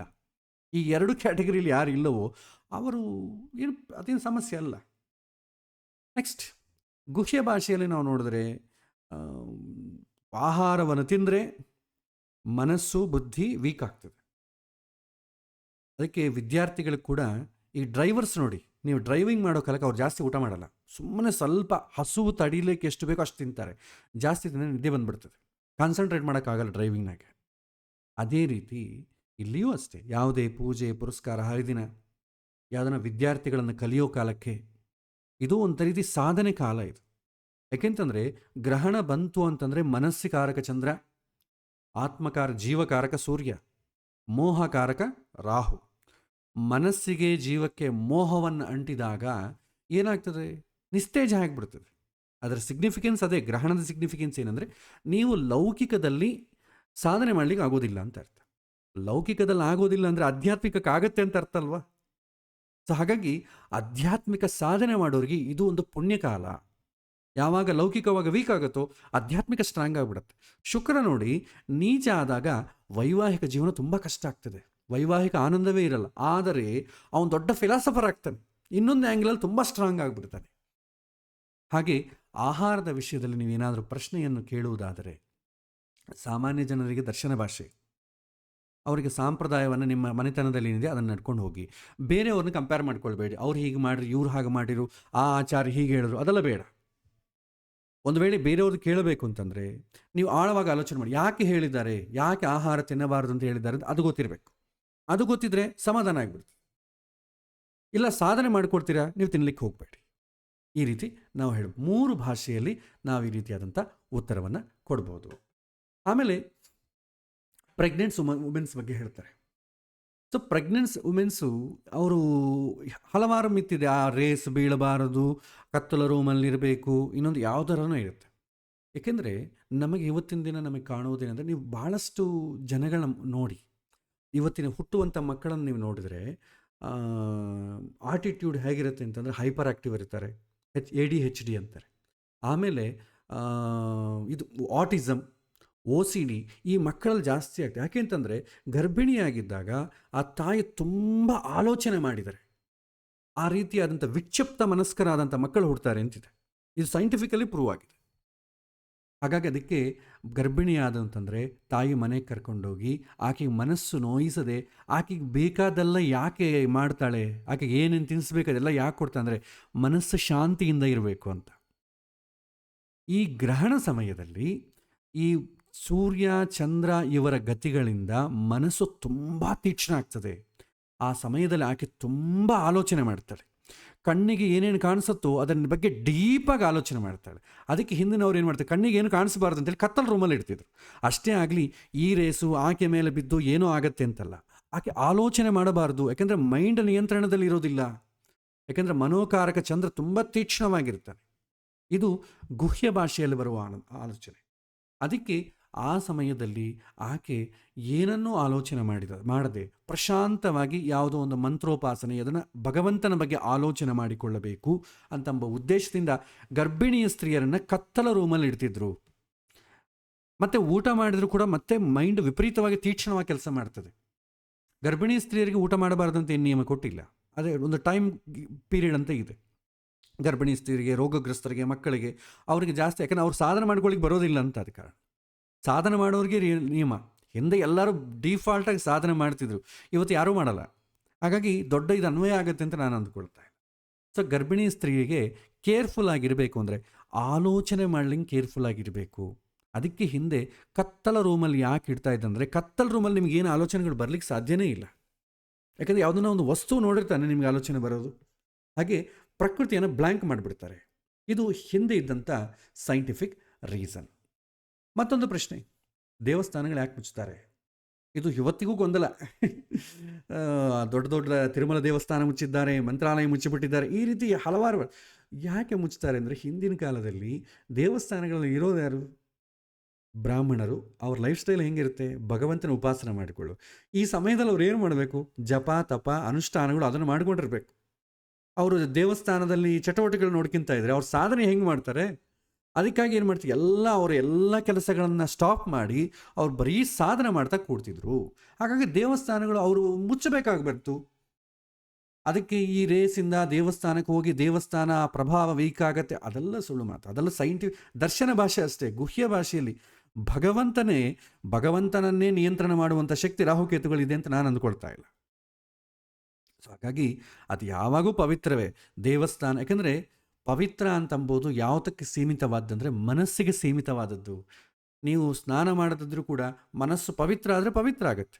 ನೀವು ಸ್ನಾನ ಮಾಡಿ ಬಂದರೂ ಕೂಡ ನಾನು ಮೈಲಿಗೆ ಅಂತಂದರೆ ಅವನು ಮೈಲಿಗೆ ಆಲೋಚನೆಯೇ ಇರ್ತದೆ. ಸೊ ಹಾಗಾಗಿ ದೇವಾಲಯ ವಿಚಾರದಲ್ಲಿ ನೀವು ಆಳವಾಗಿ ಆಲೋಚನೆ ಮಾಡಿದರೆ, ದೇವಾಲಯದಲ್ಲಿ ಕೆಲಸ ಮಾಡೋರು ಕೂಡ ಹಿಂದಿನ ಕಾಲದಲ್ಲಿ ಸಾಧನೆ ಮಾಡ್ಕೋಬೇಕಲ್ಲ, ಅವರು ಏನೇನು ಕಲ್ತ್ಕೋಬೇಕು, ವಿದ್ಯಾರ್ಥಿಗಳಿಗೆ ಏನೇನು ಉಪದೇಶ ಮಾಡಬೇಕು ಅಂತ ಲಾಂಗ್ ರನ್ನಲ್ಲಿ ಪ್ರಾಸೆಸ್ ಮಾಡಿಕೊಂಡು ಆಚರಣೆಯಲ್ಲಿ ಇಡೋರ ಕಾರಣ ಆ ಸಮಯದಲ್ಲಿ ಪೂರ್ತಿ ಅವರು ಈ ಸಾಧನೆ ಮೇಲೆ ಇಡ್ತಿದ್ರು ದೃಷ್ಟಿ. ಹಾಗಾಗಿ ದೇವಾಲಯವನ್ನೆಲ್ಲ ಕ್ಲೋಸ್ ಮಾಡಿ ಅವ್ರ ಕೆಲಸವನ್ನು ಅವ್ರು ಬೇರೆಯವರು ಡಿಸ್ಟರ್ಬ್ ಮಾಡಬಾರ್ದು ಅಂತ ಆ ಕಾರಣಕ್ಕಾಗಿ ದೇವಾಲಯ ಮುಚ್ತಿದ್ರು. ಆಮೇಲೆ ಇನ್ನು ಕೆಲವಿನ ಜಿಜ್ಞಾಸೆ ಹಾಕುವಂಥ ಪ್ರಶ್ನೆ ಇದೆ ಸ್ವಲ್ಪ. ಸೊ ಚಂದ್ರಗ್ರಹಣ ಮನಸ್ಸಿಗೆ ಯಾಕೆ ಸಂಬಂಧಪಟ್ಟದ್ದು? ಜ್ಯೋತಿಷಾಸ್ತ್ರದಲ್ಲಿದೆ. ಮನಸ್ಸಿಗೆ ಕಾರಕ ಅಂತ. ಮನಸ್ಸಿಗೆ ಚಂದ್ರ ಅಂತ ಅಂಬೋದೊಂದು ಗೋಳ. ಆ ಚಂದ್ರವನ್ನು ನಿಯಂತ್ರಣ ಮಾಡೋನು ಅದರ ಅಭಿಮಾನ ದೇವತೆಯಾದಂಥ ಚಂದ್ರ. ಚಂದ್ರ ಅಂತಂದರೆ ಕಾಣುವುದು ಚಂದ್ರ ಮಂಡಲ. ಮಂಡಲ ಅಂತಂದರೆ ಆ ಭಾಗವನ್ನು ಚಂದ್ರ ಅಂತಂಬೋ ದೇವತೆ ನಿಯಂತ್ರಣೆ ಮಾಡ್ತಾನೆ. ಆ ಚಂದ್ರಗೆ ಅದರ ಹೆಸರು ಅದು ಯಾಕೆ ಇಡ್ತೀವಿ ಅಂತಂದರೆ ಅದು ಚಂದ್ರ ಆಡಳಿತ ಮಾಡುವಂಥದ್ದು ಅಂತ. ಭಾರತ ದೇಶ ಅಂತ ಯಾಕೆ ಬಂತು? ಭರತ ಆಳಿದಂಥ ಜಾಗ ಆದ ಕಾರಣ ಭಾರತ ದೇಶ. ಚಂದ್ರ ಅಂತ ಯಾಕೆ ಬಂತು? ಆ ಮಂಡಲವನ್ನು ಚಂದ್ರ ಆಳಿದ. ಆ ಚಂದ್ರನಿಗೆ ಈ ಮನಸ್ಸಿನ ಆಳುವಂಥ ಕೂಡ ಒಂದು ಡಿಪಾರ್ಟ್ಮೆಂಟ್ ಇದೆ. ಅಧಿದೈವ ವಿಜ್ಞಾನ ಅಂತ ಬರುತ್ತೆ. ಪ್ರತಿಯೊಂದು ಇಂದ್ರಿಯವನ್ನು ನಿಯಂತ್ರಣ ಮಾಡುವಂಥ ಒಂದೊಂದು ದೇವತಾ ಶಕ್ತಿ ಇದೆ. ಆ ಚಂದ್ರ ಆ ಮನಸ್ಸಿನ ನಿಯಂತ್ರಣ ಮಾಡುವಂಥ ದೇವತೆ. ಮನಸ್ಸಿನ ನಿಯಂತ್ರಣ ಮಾಡುವಂಥ ದೇವತೆಗಳ 10 ಜನ ಇದ್ದಾರೆ. ಅದರಲ್ಲಿ ಒಂದು ಚಂದ್ರ. ಅದರಲ್ಲಿ head of the department Shiva, ಮನೋನಿಯಾಮಕ ದೇವರು. ಈ ಥರ ನಿಮಗೆ ಭಾಗವತದಲ್ಲಿ ಬರುತ್ತೆ ಯಾರ್ಯಾರ ಡಿಪಾರ್ಟ್ಮೆಂಟು, ಮನಸ್ಸಿನ ಶರೀರ ಹೆಂಗೆ ಡೆವಲಪ್ ಆಯಿತು, ಒಂದೊಂದು ಆರ್ಗಾನ್ ಯಾರ್ಯಾರು ನೋಡ್ತಾರೆ ಅಂತಂಬೋದು. ಹಾಗಾಗಿ ಚಂದ್ರ ಮನಸ್ಸಿಗೆ ಕಾರಕ. ಜ್ಯೋತಿಷ್ಯದಲ್ಲಿ ನಿಮಗೆಲ್ಲ ಬರೋದು ಮನಸ್ಸು ಕಾರಕ ಚಂದ್ರ ಅಂತಾನೆ. ಅದರ ಬಗ್ಗೆ ಪ್ರತ್ಯೇಕವಾಗಿ ಹೇಳೋದು ಬೇಕಾಗಿಲ್ಲ. ನೆಕ್ಸ್ಟ್ ವೇದ ಅಂತಂದರೆ ಏನು? ವೇದ ಅಂತಂದರೆ ಭಾಳ ಜನ ವೇದ ಅಂತಂದರೆ ನಾವು ಶ್ರುತಿ ಅಂದ್ಕೊಂಡ್ಬಿಟ್ಟಿದ್ದೇವೆ. ಋಗ್ವೇದ, ಯಜುರ್ವೇದ ಇದನ್ನು ಅಂದ್ಕೊಂಡಿದ್ದೇವೆ. ಜ್ಯೋತಿಷ ಭಾಷೆಯಲ್ಲಿ ವೇದ ಅಂತಂದರೆ ಅಬ್ಸ್ಟ್ರಕ್ಷನ್. ಒಂದು ಬೆಳಕು, ಯಾವಾಗ ಚಂದ್ರನ ಬೆಳಕು ಕಾಂತಿ ಕಡಿಮೆ ಆಗ್ತಾ ಹೋಗುತ್ತಲ್ವ, ಬೆಳಕು ಕಡಿಮೆ ಆಗುತ್ತೆ, ಅದನ್ನು ವೇದ ಅಂತ ಕರಿತೇವೆ. ಯಾವ ಸಮಯದಿಂದ ಈ ಭೂಮಿಯ ನೆರಳಿನಿಂದ ಚಂದ್ರನ ಕಾಂತಿ ಕಡಿಮೆ ಆಗುತ್ತಾ ಹೋಗುತ್ತೋ, ಎಲ್ಲಿಂದ ಅದು ಶುರು ಆಗುತ್ತೋ ಅದು ವೇದ ಆರಂಭ ಆಗಿದೆ ಅಂತ ಅರ್ಥ. ಹಿಂದೆ ಅವರು 3 ಯಾಮದಿಂದ ಗ್ರಹಣ ಯಾವಾಗ ಶುರು ಆಗುತ್ತೋ 3 ಯಾಮದ ಮುಂಚಿತವಾಗೇ ವೇದಾರಂಭ ಅಂತ ಹೇಳ್ತಿದ್ರು. ಬಟ್ ನಮಗೇನು ಸೈಂಟಿಫಿಕಲಿ ನಾವೇನು ಹೇಳ್ತೇವೆ, ಚಂದ್ರನಿಗೆ ಬೆಳಕು ಯಾವಾಗ ಕಡಿಮೆ ಆಗುತ್ತೋ ಆವಾಗ ವೇದಾರಂಭ. ವೇದ ಅಂತಂದರೆ ಅಬ್ಸ್ಟ್ರಕ್ಷನ್, ನಿಯಂತ್ರಣೆ, ಬೆಳಕನ್ನು ಭೂಮಿ ನಿಯಂತ್ರಣ ಮಾಡುವಂಥ ಸಮಯ, ಅದನ್ನು ವೇದಾರಂಭ ಅಂತಂತಾರೆ. ಸೊ ಭಾಳ ಜನ ನನ್ನ ಅಭಿಪ್ರಾಯ ಹೀಗೆ ಆಲೋಚನೆ, ವೇದಾರಂಭ ಸ್ಟಾರ್ಟ್ ಆಗಿದೆ, ಇನ್ನು ಯಾವ ಆ್ಯಕ್ಟಿವಿಟಿ ಮಾಡಬಾರ್ದು, ಊಟ ಮಾಡಬಾರ್ದು ಅಂತ ಹೇಳ್ತಾರೆ. ಸೊ ಗ್ರಹಣಕ್ಕೆ ಮುಂಚೆಯೇ ವೇದಾರಂಭ ಸ್ಟಾರ್ಟ್ ಆದಾಗ ಗ್ರಹಣ ಆದಮೇಲೆ ಕೂಡ ವೇದ ಇದ್ದೇ ಇರುತ್ತಲ್ವ, ಅದು ಕೂಡ ಲೇಟಾಗಿ ತಾನೆ ಮುಗಿಯುತ್ತೆ. ಗ್ರಹಣ ಆದ ತಕ್ಷಣ ಮತ್ತೆ ಪೂಜಾದಿಗಳು ಎಲ್ಲ ಯಾಕೆ ಮಾಡೋದು? ಗ್ರಹಣಕ್ಕೆ ಮುಂಚೆ 3 ಯಾಮಗಳನ್ನ ವೆಯ್ಟ್ ಮಾಡಬೇಕಾದ್ರೆ ಗ್ರಹಣ ಆದಮೇಲೆ ಕೂಡ 3 ಯಾಮ ವೆಯ್ಟ್ ಮಾಡಬೇಕು. ಸೊ ಇದು ಅನುಕೂಲ ಸಿಂಧು ನಮ್ಮ ಆಚರಣೆಯಲ್ಲಿ ಬಂದಂತು. ಯಾರನ್ನೂ ಟೀಕೆ ಮಾಡೋದು ಬೇಡ. ಯಾಕೆಂದರೆ ಯಾವ ಕಾಲದಲ್ಲಿ ಇದು ಟ್ರ್ಯಾಕ್ ತಪ್ಪೋಯ್ತು ನಮಗೆ ಗೊತ್ತಿಲ್ಲ. ಹಾಗಾಗಿ ಯಾರನ್ನೂ ನಿಂದೆ ಮಾಡ್ಲಿಕ್ಕೆ ಬರಲ್ಲ. ನಂಬಿಕೆ ಇದ್ದರೆ ಫಾಲೋ ಆಗ್ತಾ ಹೋಗಿ ಅಷ್ಟೇ. ಮತ್ತೊಂದು ಪ್ರಶ್ನೆ, ಗ್ರಹಣದ ಪರಿಣಾಮ ಎಲ್ಲರ ಮೇಲೂ ಒಂದೇ ರೀತಿಯಾಗಿ ಬೀಳುತ್ತಾ? ಎಲ್ಲ ರಾಶಿಗಳು ನಕ್ಷತ್ರಗಳು ಒಂದೇ ರೀತಿಯಾಗಿರುತ್ತಾ? ಇದರ ಉಲ್ಲೇಖನ ಜ್ಯೋತಿಷ್ಯದಲ್ಲಿಲ್ಲ, ಜಾತಕ ಭಾಗದಲ್ಲಿ, ಜ್ಯೋತಿಷ್ಯದಲ್ಲ ಜಾತಕ ಭಾಗದಲ್ಲಿಲ್ಲ. ಇಂತಿಂಥವರಿಗೆ ಗ್ರಹಣ ಬಂದಾಗ ಈ ರೀತಿ ಆಗತ್ತೆ ಅಂತಂಬೋ ಒಂದು ಕ್ಲಾಸ್ ಆಗಲಿ ಒಂದು ಶ್ಲೋಕ ಆಗಲಿ ಆಧಾರ ನಿಮಗೆ ಜಾತಕ ಭಾಗದಲ್ಲಿ ಇಲ್ಲ. ಆದ ಕಾರಣ ಅಧಿಕೃತವಾಗಿ ಇಲ್ಲಿ ಹೇಳಲಿಕ್ಕೇನೂ ಇಲ್ಲ.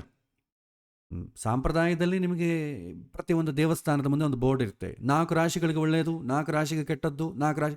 ಅದರ ಒಂದು ಫಾರ್ಮುಲಾ ಏನಿದೆ, ಇದು ಗ್ರಹಣಕ್ಕೆ ಸಂಬಂಧಪಟ್ಟದ್ದು ಈ ರೀತಿ ನೋಡಬೇಕು ಅಂತಂಬೋ ಕ್ಲಾಸು ನಮಗೆ ಜಾತಕ ಭಾಗದಲ್ಲಿ ಇಲ್ಲ. ನಾನು ಹುಡುಕಿಬಿಟ್ಟೆ, ಇದು ಎಲ್ಲಿಂದ ಬಂದೆ. ಅವರು ರೂಲ್ ಹೇಳ್ತಾರೆ, ಗ್ರಹಣ ಎಲ್ಲಾಗುತ್ತೋ ಅಲ್ಲಿಂದ ಕೇಂದ್ರ ಸ್ಥಾನಗಳಲ್ಲಿ ಕೆಲವಿನ ಕೇಂದ್ರ ಸ್ಥಾನಗಳು ಶುಭ, ಕೆಲವಿನ ಕೇಂದ್ರ ಸ್ಥಾನಗಳು ಅಶುಭ ಅಂತಂಬೋದು ಒಂದು ಸೂತ್ರ ಹೇಳ್ತಾರೆ. ಆ ಸೂತ್ರದ ಬೇಸ್ ಆಧಾರ ನಿಮಗೆ ಜಾತಕ ಭಾಗದಲ್ಲಿ ಇಲ್ಲ. ನಂಬಿದರೆ ನಂಬಬಹುದು, ಇಲ್ಲದ್ರೆ ಇಲ್ಲ. ನೆಕ್ಸ್ಟ್, ಬೇಕಾದರೂ ಫಾಲೋ ಆಗಬೇಕು ಅಂತಂದರೆ ಅದು ಆಧಾರ ನೋಡ್ಕೊಂಡು ಫಾಲೋ ಆಗಿ, ತೊಂದರೆ ಇಲ್ಲ. ನೆಕ್ಸ್ಟ್, ಜಪ ಮಾಡಿದ್ರೆ ಫಲ ಹೆಚ್ಚಾಗಿ ಸಿಗುತ್ತಾ ಅಂತ ಕೇಳಿದ್ರೆ, ಸಾಧನೆ ಹೆಚ್ಚಾಗ್ತದೆ. ನಮಗೆ ಫಲ ಅಂತಂದರೆ ಏನಂತಂದರೆ, ಪ್ರತಿಯೊಂದು ಸಲ ನಾವು ಲೌಕಿಕವಾದಂಥ ಫಲವನ್ನು ನೋಡ್ತೇವೆ. ಮನೆಯಲ್ಲಿ ನಾನು ಹೇಳ್ತೀನಿ ಒಂದು ಎಕ್ಸಾಂಪಲ್, ನನ್ನ ಮನೆಗೆ ನಡೆದ ಎಕ್ಸ್ಪೀರಿಯನ್ಸ್. ನಮ್ಮ ಮನೆಯವರು ಊಟ ಟೈಮ್, ನಾನು ಕಂಪ್ಯೂಟರ್ ಮುಂದೆ ಕೂತ್ಕೊಂಡು ಏನೋ ಓದ್ಕೊತ ಕೂತಿರ್ತೀನಿ. ಮನೆಗೆ ಅಡುಗೆ ಮಾಡ್ತಿರ್ತಾರೆ, ಅಡುಗೆ ಮಾಡಿದಾಗ ಮಿಕ್ಸಿ ಹಾಕ್ತಿರ್ತಾರೆ. ಮಿಕ್ಸಿ ಹಾಕಿದ್ರು, ಊಟಕ್ಕೆ ಕೂತ್ವಿ. ಮಿಕ್ಸಿ ಹಾಕಿದ್ದಂದರೆ ಸಾಧಾರಣವಾಗಿ ಚಟ್ನಿ ಮಾಡಿರ್ತಾರೆ, ಇನ್ನೊಂದು ಏನೋ ಒಂದು ಮಾಡಿರ್ತಾರೆ, ಇಲ್ಲದ ಯಾಕೆ ಹಾಕ್ತಾರೆ ಅಂತ ಅಂದ್ಕೊಂಡೆ. ಏನೋ ಮಿಕ್ಸಿಗೆ ಏನೋ ಆಗ್ತಾ ಇದೀವಿ, ಚಟ್ನಿ ಹಾಕಿಲ್ವಲ್ಲ ಅಂತ ಕೇಳಿದೆ. ಇಲ್ಲ ಅದು ನಾನು ತಲೆಗೆ ಹಚ್ಕೊಳ್ಳಿಕ್ಕೆ ಪೇಸ್ಟ್ ತಯಾರು ಮಾಡಿಕೊಂಡೆ, ಎಲೆಗಳನ್ನೆಲ್ಲ ಹಾಕಿ ಅಂತ. ಮಿಕ್ಸಿ ಅಂತಂದರೆ ನಮಗೆ ಊಟದ್ದೇ ಅಂತ ನೆನಪು ಬರ್ತದೆ. ಹಾಗೆ ನಾವು ಲೌಕಿಕ ಜೀವನದಲ್ಲಿ ನಾವಿದ್ದು ಪ್ರತಿಯೊಂದಕ್ಕೂ ಏನು ಫಲ, ಈ ಪೂಜೆ ಮಾಡ್ತೀನಿ ಏನು ಫಲ, ಈ ದೇವ್ರಿಗೆ ನಮಸ್ಕಾರ ಮಾಡ್ತೀನಿ ಏನು ಫಲ, ದಾನ ಮಾಡ್ತೀನಿ ಏನು ಫಲ, ಈ ರೀತಿ ನಮ್ಮ ಮೈಂಡ್ ಸೆಟ್ ಹಂಗೆ ಆಗೋಗ್ಬಿಟ್ಟಿದೆ. ಹಾಗಾಗಿ ಜಪ ಮಾಡೋದು, ಇದೆಲ್ಲ ಮಾಡೋದು ನಮ್ಮ ಸಾಧನೆ, ನಮ್ಮ ಮನಸ್ಸನ್ನು ನಿಯಂತ್ರಣ ಮಾಡಿಕೊಳ್ಳಕ್ಕೆ. ಎಕ್ಸ್ಟರ್ನಲ್ಲ ನಿಮಗೇನೂ ಫಲ ಸಿಗೋದಿಲ್ಲ. ನಿಮಗೆ ಆರೋಗ್ಯ, ಆರೋಗ್ಯ ಬಿಡಿ, ಐಶ್ವರ್ಯ, ನಿಮ್ಮ ಅಂದುಕೊಂಡ ಕೆಲಸಗಳು ಆಗೋದು, ಈ ಥರದ ಫಲಗಳು ಯಾವುದು ಸಂಬಂಧಪಟ್ಟದ್ದಲ್ಲ. ಮನಸ್ಸು ಕಂಟ್ರೋಲ್ ಆಗುತ್ತಾ, ಬುದ್ಧಿ ಕೆಲಸ ಮಾಡುತ್ತಾ, ಅದಕ್ಕೆ ಸಂಬಂಧಪಟ್ಟ ಫಲ ಅದು ಖಂಡಿತವಾಗೂ ವೃದ್ಧಿ ಆಗುತ್ತೆ. ಆ ಸಮಯದಲ್ಲಿ ನೀವೇನಾದರೂ ನಾನು ಅಂತರಂಗದಲ್ಲಿ ಈ ರೀತಿ ಆಗಿರಬೇಕು ಅಂತ, ನಿಮ್ಮ ಮುಂದೆ ಈ ರೀತಿ ಸಾಧನೆ ಮಾಡಬೇಕು, ಸ್ಥಿತಪ್ರಜ್ಞನಾಗಬೇಕು, ಈ ರೀತಿ ನೀವೇನಾದರೂ ಸಂಕಲ್ಪ ಮಾಡಿಕೊಂಡ್ರೆ ಖಂಡಿತ 100% ನಿಮಗೆ ಜಾಸ್ತಿ ಫಲ ಸಿಗತ್ತೆ. ಆದರೆ ನಮ್ಮ ದೃಷ್ಟಿಕೋನ ಏನಿರುತ್ತೆ, ಫಲ ಅಂತಂದರೆ ಲೌಕಿಕ ಫಲವೇ ಇರುತ್ತೆ. ಸೊ ಇದು ಸಾಮಾನ್ಯವಾಗಿ ಎಲ್ಲರೂ ಕೇಳುವಂಥ ಪ್ರಶ್ನೆ. ಸ್ವಲ್ಪ ವಿಲಕ್ಷಣವಾಗಿ ಕೇಳುವಂಥ ಪ್ರಶ್ನೆಗಳು ಇದೆ. ಸೂರ್ಯ ಆತ್ಮ, ದೇಹ ಮತ್ತು ಚಂದ್ರ ಮನಸ್ಸು ಅಂತ ಭಾವಿಸಿದರೆ, ಸೂರ್ಯಗ್ರಹಣದ ಆತ್ಮದ ಮೇಲೆ, ಚಂದ್ರಗ್ರಹಣ ಮನಸ್ಸಿನ ಮೇಲೆ ಒಳ್ಳೆಯ ಅಥವಾ ಕೆಟ್ಟ ಪರಿಣಾಮಗಳು ಉಂಟು ಮಾಡುತ್ತದೆಯಾ? ಇದು ಅಷ್ಟೇ. ಫಲ ಅಂತಂದರೆ ಏನಾಗುತ್ತೆ, ಮನಸ್ಸು ಬಲವಾಗೋದು, ಜೀವ ಸಂಸ್ಕಾರ ಬಲವಾಗೋದು, ಆ ಬಲದ ಫಲ. ಆ ಸಮಯದಲ್ಲಿ ನೀವು ಒಳ್ಳೆಯದನ್ನು ಮಾಡಿದರೆ ಒಳ್ಳೆಯ ಫಲ ಜಾಸ್ತಿ ಆಗ್ತದೆ, ಕೆಟ್ಟದನ್ನು ಮಾಡಿದರೆ ಕೆಟ್ಟ ಫಲ ಜಾಸ್ತಿ ಆಗ್ತದೆ. ಆ ಸಮಯದಲ್ಲಿ ನೀವು ಮಾಡಬಾರ್ದಂಥ ಆಲೋಚನೆಗಳನ್ನೆಲ್ಲ ಮಾಡಿದರೆ, ಸಾಧಾರಣವಾಗಿ ತಲೆ ಕೆಡಿಸ್ಕೊಂಡು ಕೆಟ್ಟ ಆಲೋಚನೆ ಮಾಡಿ ಹೇಗೆ ತಲೆ ಕೆಡುತ್ತೋ ಆ ಸಮಯದಲ್ಲಿ 10 ಟೈಮ್ಸ್ ಜಾಸ್ತಿ ತಲೆ ಕೆಡುತ್ತೆ. ಅದರ ಎಫೆಕ್ಟ್ ಏನು? ಒಂದು ಸಲ ತಲೆ ಕೆಟ್ಟ ಮೇಲೆ ಅದರ ಎಫೆಕ್ಟ್ ಎಷ್ಟವರೆಗೂ ಇರುತ್ತೆ, ಆ ಮನಸ್ಸಿನಲ್ಲಿ ಮತ್ತೆ ಕ್ಲಿಯರ್ ಆಗೋವರೆಗೂ ಅದರ ಎಫೆಕ್ಟ್ ಇರ್ತದೆ. ದೈನಂದಿನ ಜೀವನದಲ್ಲಿ ಇದೇ ಮನಸ್ಸಿಂದನೇ ಎಲ್ಲ ಕೆಲಸಗಳು ಮಾಡ್ತಾ ಇರ್ತೇವೆ, ಅದರ ಪ್ರಭಾವ ಹಾಗೇ ಇರುತ್ತೆ. ನಮಗೆ ಬೇಕಾದವರು ಯಾವುದೋ ಒಂದು ಇನ್ಸ್ಟೆಂಟಲ್ಲಿ ಸತ್ತೋಗ್ತಾರೆ, ಅದರ ಎಫೆಕ್ಟು ನಾವು ಅವ್ರು ನೆನೆಸ್ಕೊಂಡಾಗೆಲ್ಲ ಅದರ ನೆಗೆಟಿವ್ ಎಫೆಕ್ಟ್ ಆಗ್ತಾನೇ ಇರುತ್ತೆ. ಹಾಗಾಗಿ ಆ ಸಮಯದಲ್ಲಿ ಒಳ್ಳೆಯ ಆಲೋಚನೆ ಮಾಡಬೇಕು ಅಂತ ಹೇಳ್ತಾರೆ, ಕೆಟ್ಟ ಆಲೋಚನೆ ಮಾಡಬಾರದು, ಇಷ್ಟು ಹೇಳ್ತಾರೆ. ಗ್ರಹಣ ಸಮಯದಲ್ಲಿ ಮಾಡಿದ ಜಪ 1000 ಪಟ್ಟು ಪುಣ್ಯವನ್ನು ಕೊಡ್ತದೆ ಅಂತ ಹೇಳ್ತಾರೆ. ಪಾಪವೂ ಹಾಗೆ ಹೆಚ್ಚುತ್ತದೆಯೋ? ಆಬ್ವಿಯಸ್ಲಿ ಹೆಚ್ಚುತ್ತದೆ. ನೀವು ಮನಸ್ಸನ್ನು ಒಳ್ಳೆ ಥರ ಟ್ರೈನಿಂಗ್ ಕೊಟ್ಟರೆ ಆ ಒಳ್ಳೆಯ ಮನಸ್ಸು ನಿಮ್ಮನ್ನು ಹಾದಿ ತೋರಿಸ್ತದೆ. ಕೆಟ್ಟ ಥರ ಟ್ರೈನಿಂಗ್ ಕೊಟ್ಟರೆ ಆ ಮನಸ್ಸು ನಿಮ್ಮನ್ನು ಕೆಟ್ಟ ದಾರಿಯಲ್ಲಿ ಕಳಿಸ್ತದೆ. ಇದು ಜನರಲ್ ರೂಲ್. ವಾಸ್ತವದಲ್ಲಿ ಗ್ರಹಣದಲ್ಲಿ ರಾಹುಕೇತು ನೋಡಲ್ ಪಾಯಿಂಟ್ಸ್ ಅನ್ನು ಸಂಭವಿಸ್ತಾ ಇದೆ. ಸ್ಟೂಡೆಂಟ್ಸ್ ಹೇಳಿದ ಪ್ರಶ್ನೆಗಳನ್ನು ನಿಮಗೆ ಎಕ್ಸ್ಪ್ಲೈನ್ ಮಾಡ್ತಾ ಇದೆ. ರಾಹು ತಲೆ, ಕೇತು ದೇಹ ಅಂತ ಹೇಳ್ತಾರೆ. ಇದನ್ನು ಮನಸ್ಸಿನಲ್ಲಿ ಹೇಗೆ ಅರ್ಥ ಮಾಡಿಕೊಳ್ಳೋದು? ಪುರಾಣಿಕ ಅರ್ಥ ಬೇರೆ, ಪುರಾಣದಲ್ಲಿ, ಯಾಕಂದರೆ ದರ್ಶನ ಭಾಷೆಯಲ್ಲಿ ಏನು ಹೇಳ್ತಾರೆ, ರಾಹುಕೇತುಗಳು ಅಂತಂದರೆ ಹಾವು, ಸುಬಾಹು ಎಂಬ ರಾಕ್ಷಸ ದೇವತೆಗಳ ಪಂಥದಲ್ಲಿ ಕೂತಾಗ, ಅಮೃತಪಾನ ಮಾಡಿದಾಗ ಸೂರ್ಯಚಂದ್ರಾದಿಗಳು ಸೈಗೆ ಮಾಡ್ತಾರೆ. ಮೋಹಿನಿ ರೂಪನಾದಂಥ ಭಗವಂತ ಚಕ್ರದಿಂದ ಅವನ ತಲೆಯನ್ನು ಖಂಡನೆ ಮಾಡ್ತಾನೆ. ತಲೆಭಾಗ ರಾಹು ಆಯಿತು, ಕೆಳಗಿನ ಭಾಗ ಕೇತು ಆಯಿತು. ಇದು ದರ್ಶನ ಭಾಷೆ. ಇದು ಪುರಾಣದಲ್ಲಿ ಬರುವಂಥದ್ದು. ಏನೂ ಗೊತ್ತಿಲ್ಲದಂಥ ಜನಗಳಿಗೆ ಇದು ಹೇಳುವಂಥ ಭಾಷೆ. ಇದು ರಾಹು ಅಂತಂದರೆ ತಲೆ, ಕೇತು ಅಂದರೆ ದೇಹ. ಇವರೇನಂತಾರೆ, ಇವರಿಬ್ಬರು ಈ ಹಾವು ಕೊಡೋದು ವಿಷ, ಇದನ್ನೆಲ್ಲ ಕೂಡ ಅಪ್ಲೈ ಮಾಡ್ಕೊಳ್ತೇವೆ. ಆ ಸಮಯದಲ್ಲಿ ಆಹಾರ ಮೇಲೆ ದರ್ಬೆ ಇಡ್ತೇವೆ. ಈ ವಿಷ ಅದರಲ್ಲಿ ಬೀಳಬಾರ್ದು. ಇದು ದರ್ಶನ ಭಾಷೆಯಲ್ಲಿ ಅನುಸಂಧಾನ. ಗುಹ್ಯ ಭಾಷೆಯಲ್ಲಿ ರಾಹು ಮೋಹಕಾರಕ, ಕೇತು ಅಂಧಕಾರಕ್ಕೆ, ಮೋಕ್ಷಕಾರಕ ಅಂದರೆ ಅಂಧಕಾರಕ್ಕೆ ಕಾರಕ, ಈ ಬ್ಲ್ಯಾಂಕ್, ಕತ್ತಲು. ಹಾಗಾಗಿ ಈ ಮನಸ್ಸಿಗೆ ಮೋಹ ಉಂಟಾದ್ರೂ ಕತ್ತಲು ಉಂಟಾದ್ರೂ ಎರಡೂ ಡೇಂಜರೇ. ಹಾಗಾಗಿ ದರ್ಬೆ ಹಾಕಬೇಕಾದ್ರೆ ಎಲ್ಲಿ ಅಂದರೆ ಮನಸ್ಸಿಗೆ. ಯಾವ ಥರ ದರ್ಬೆ ಹಾಕಬೇಕು? ಭಗವಂತನ ನಾಮ, ಸಾಧನೆ, ಮಂತ್ರೋಪಾಸನೆ ಅಂತಂಬ ದರ್ಬ ಮನಸ್ಸಿಗೆ ಹಾಕಬೇಕು. ಮನಸ್ಸು ಪವಿತ್ರ ಆಗಿಬಿಟ್ರೆ ಎಲ್ಲ ಪವಿತ್ರವಾಗ್ತದೆ. ಹೋಟೆಲ್ ನಾವು ಹೋಗ್ತೇವೆ, ನಾವು ಊಟ ಮಾಡ್ತೇವೆ. ಊಟ ಮಾಡೋ ಕಾಲಕ್ಕೆ ಏನು ಮಾಡ್ತೇವೆ? ಇದು ಶುದ್ಧಿಯಾಗಿ ಮಾಡಿದಂತ ನಂಬಿಯೇ ಮಾಡ್ತೇವೆ. ನೀವು ಅಡುಗೆ ಮನೆಗೆ ಹೋಗಿ ಬಂದು ಊಟ ಮಾಡಿ, ಆಗುತ್ತಾ ಊಟ ಮಾಡಲಿಕ್ಕೆ? ಆಗೋದಿಲ್ಲ. ನೀವು ನೋಡದೇ ಇದ್ರೂ ಕೂಡ ನೀವು ತುಂಬ ಶುಚಿಯಾಗಿದೆ ಅಂತ ಯಾವಾಗ ಅಂತೀರಿ? ನನ್ನ ಮನಸ್ಸು ಕ್ಲೀನಾಗಿ ಆಕ್ಸೆಪ್ಟ್ ಮಾಡ್ತದೆ. ಮನಸ್ಸಿನಲ್ಲಿ ಇದು ಚೆನ್ನಾಗಿಲ್ಲ ಅಂತ ಮನಸ್ಸಿನಲ್ಲಿ ಬಿದ್ದುಬಿಟ್ರೆ ನೀವು ಎಷ್ಟೇ ಒಳ್ಳೇದು ಪ್ರಿಪೇರ್ ಮಾಡಿಕೊಟ್ರೆ ಕೂಡ ಅವ್ನು ತಿನ್ನೋದೇ ಇಲ್ಲ, ಚೆನ್ನಾಗಿಲ್ಲ ಅಂತ ಹೇಳಿ. ಹಾಗಾಗಿ ರಾಹು ಮೋಹವನ್ನು ಸೂಚನೆ ಮಾಡ್ತಾನೆ, ಕೇತುವನ್ನು ಮೋಕ್ಷವನ್ನು ಸೂಚನೆ ಅಂಧಕಾರವನ್ನು ಸೂಚನೆ ಮಾಡ್ತಾನೆ. ಮೋಕ್ಷ ಅಂತಂದರೆ ಆಯಾಮದಲ್ಲಿ ಹಂಗೆ ಹೇಳ್ತೇವೆ. ಅವುಗಳು ರಾಹುಕೇತುಗಳು ಸೂಕ್ಷ್ಮ ಶಕ್ತಿಗಳಲ್ಲ, ಒಂದು ಕೆಟ್ಟ ಭಾವನೆಯನ್ನು ಸೂಚನೆ ಮಾಡುವಂಥ ಗ್ರಹಗಳು. ಅವರು ಕೆಟ್ಟವರಲ್ಲ, ಅವರ ಆ ವಿಚಾರವನ್ನು ಸೂಚನೆ ಮಾಡ್ತಾರೆ. ಇದು ನಿಮಗೆ ಜ್ಯೋತಿಷ್ಯ ಭಾಗದಲ್ಲೇ ಬರುತ್ತೆ. ಸೊ ಗ್ರಹಣ ಸಮಯದಲ್ಲಿ ಆಹಾರ ನಿಯಮಗಳು ಸೂಚನೆ ಮಾಡ್ತಾರೆ, ಅವನ್ನು ಎಷ್ಟು ಮಟ್ಟಿಗೆ ಅನುಸರಿಸಬೇಕು, ವೈಜ್ಞಾನಿಕವಾಗಿ ಅದರ ಕಾರಣ ಏನು. ವೈಜ್ಞಾನಿಕವಾದ ಕಾರಣ ನಾವು ನೋಡಿದ್ವಿ. ಊಟ ಮಾಡಿದ್ರೆ ನಿದ್ದೆ ಬರುತ್ತೆ, ಸಾಧನೆ ಮಾಡುವಂಥದ್ದಾದರೆ ತಿಂದರೆ ನಿದ್ದೆ ಬರುತ್ತೆ, ಟೈಮ್ ವೇಸ್ಟ್ ಆಗ್ತದೆ ಅಷ್ಟೇ. ಒಂದು ವೇಳೆ ಏನಾದರೂ ರೋಗ ಗೀಗಗಳು ಏನಾದರೂ ಬರುತ್ತಾ ಅಂತಂದರೆ ಇಷ್ಟುವರೆಗೂ ಅಲೋಪತಿಯಲ್ಲಾಗಲಿ ಆಯುರ್ವೇದದಲ್ಲಾಗಲಿ ಆ ಥರದ ಕೇಸುಗಳಲ್ಲಿ ರೆಕಾರ್ಡ್ ಆಗಿಲ್ಲ. ನಿಮಗೆ ಯಾವುದನ್ನ ಒಂದು ಫುಡ್ಡಲ್ಲಿ ಏನಾದ್ರು ತೊಂದರೆ, ಫುಡ್ ಸೇಫ್ಟಿ ಇನ್ಸ್ಪೆಕ್ಟರ್ ಬಂದು ಅದನ್ನು ಇದು ಮಾಡಿ ಇದರಲ್ಲಿ ಲೆಡ್ ಕಂಟೆಂಟ್ ಜಾಸ್ತಿ ಇದೆ ಅಂತ ನೋಡ್ತಾರಲ್ಲ. ಗ್ರಹಣ ಸಮಯದಲ್ಲಿ ಆಹಾರವನ್ನು ಇಟ್ಟು ಹೋಗ್ಬಿಡಿ, ಮತ್ತು ಅದನ್ನು ಟೆಸ್ಟ್ ಮಾಡಿ ಯಾವ ಕಂಟೆಂಟ್ ಜಾಸ್ತಿ ಇದೆ ನಿಮಗೆ ಗೊತ್ತಾಗ್ತದೆ.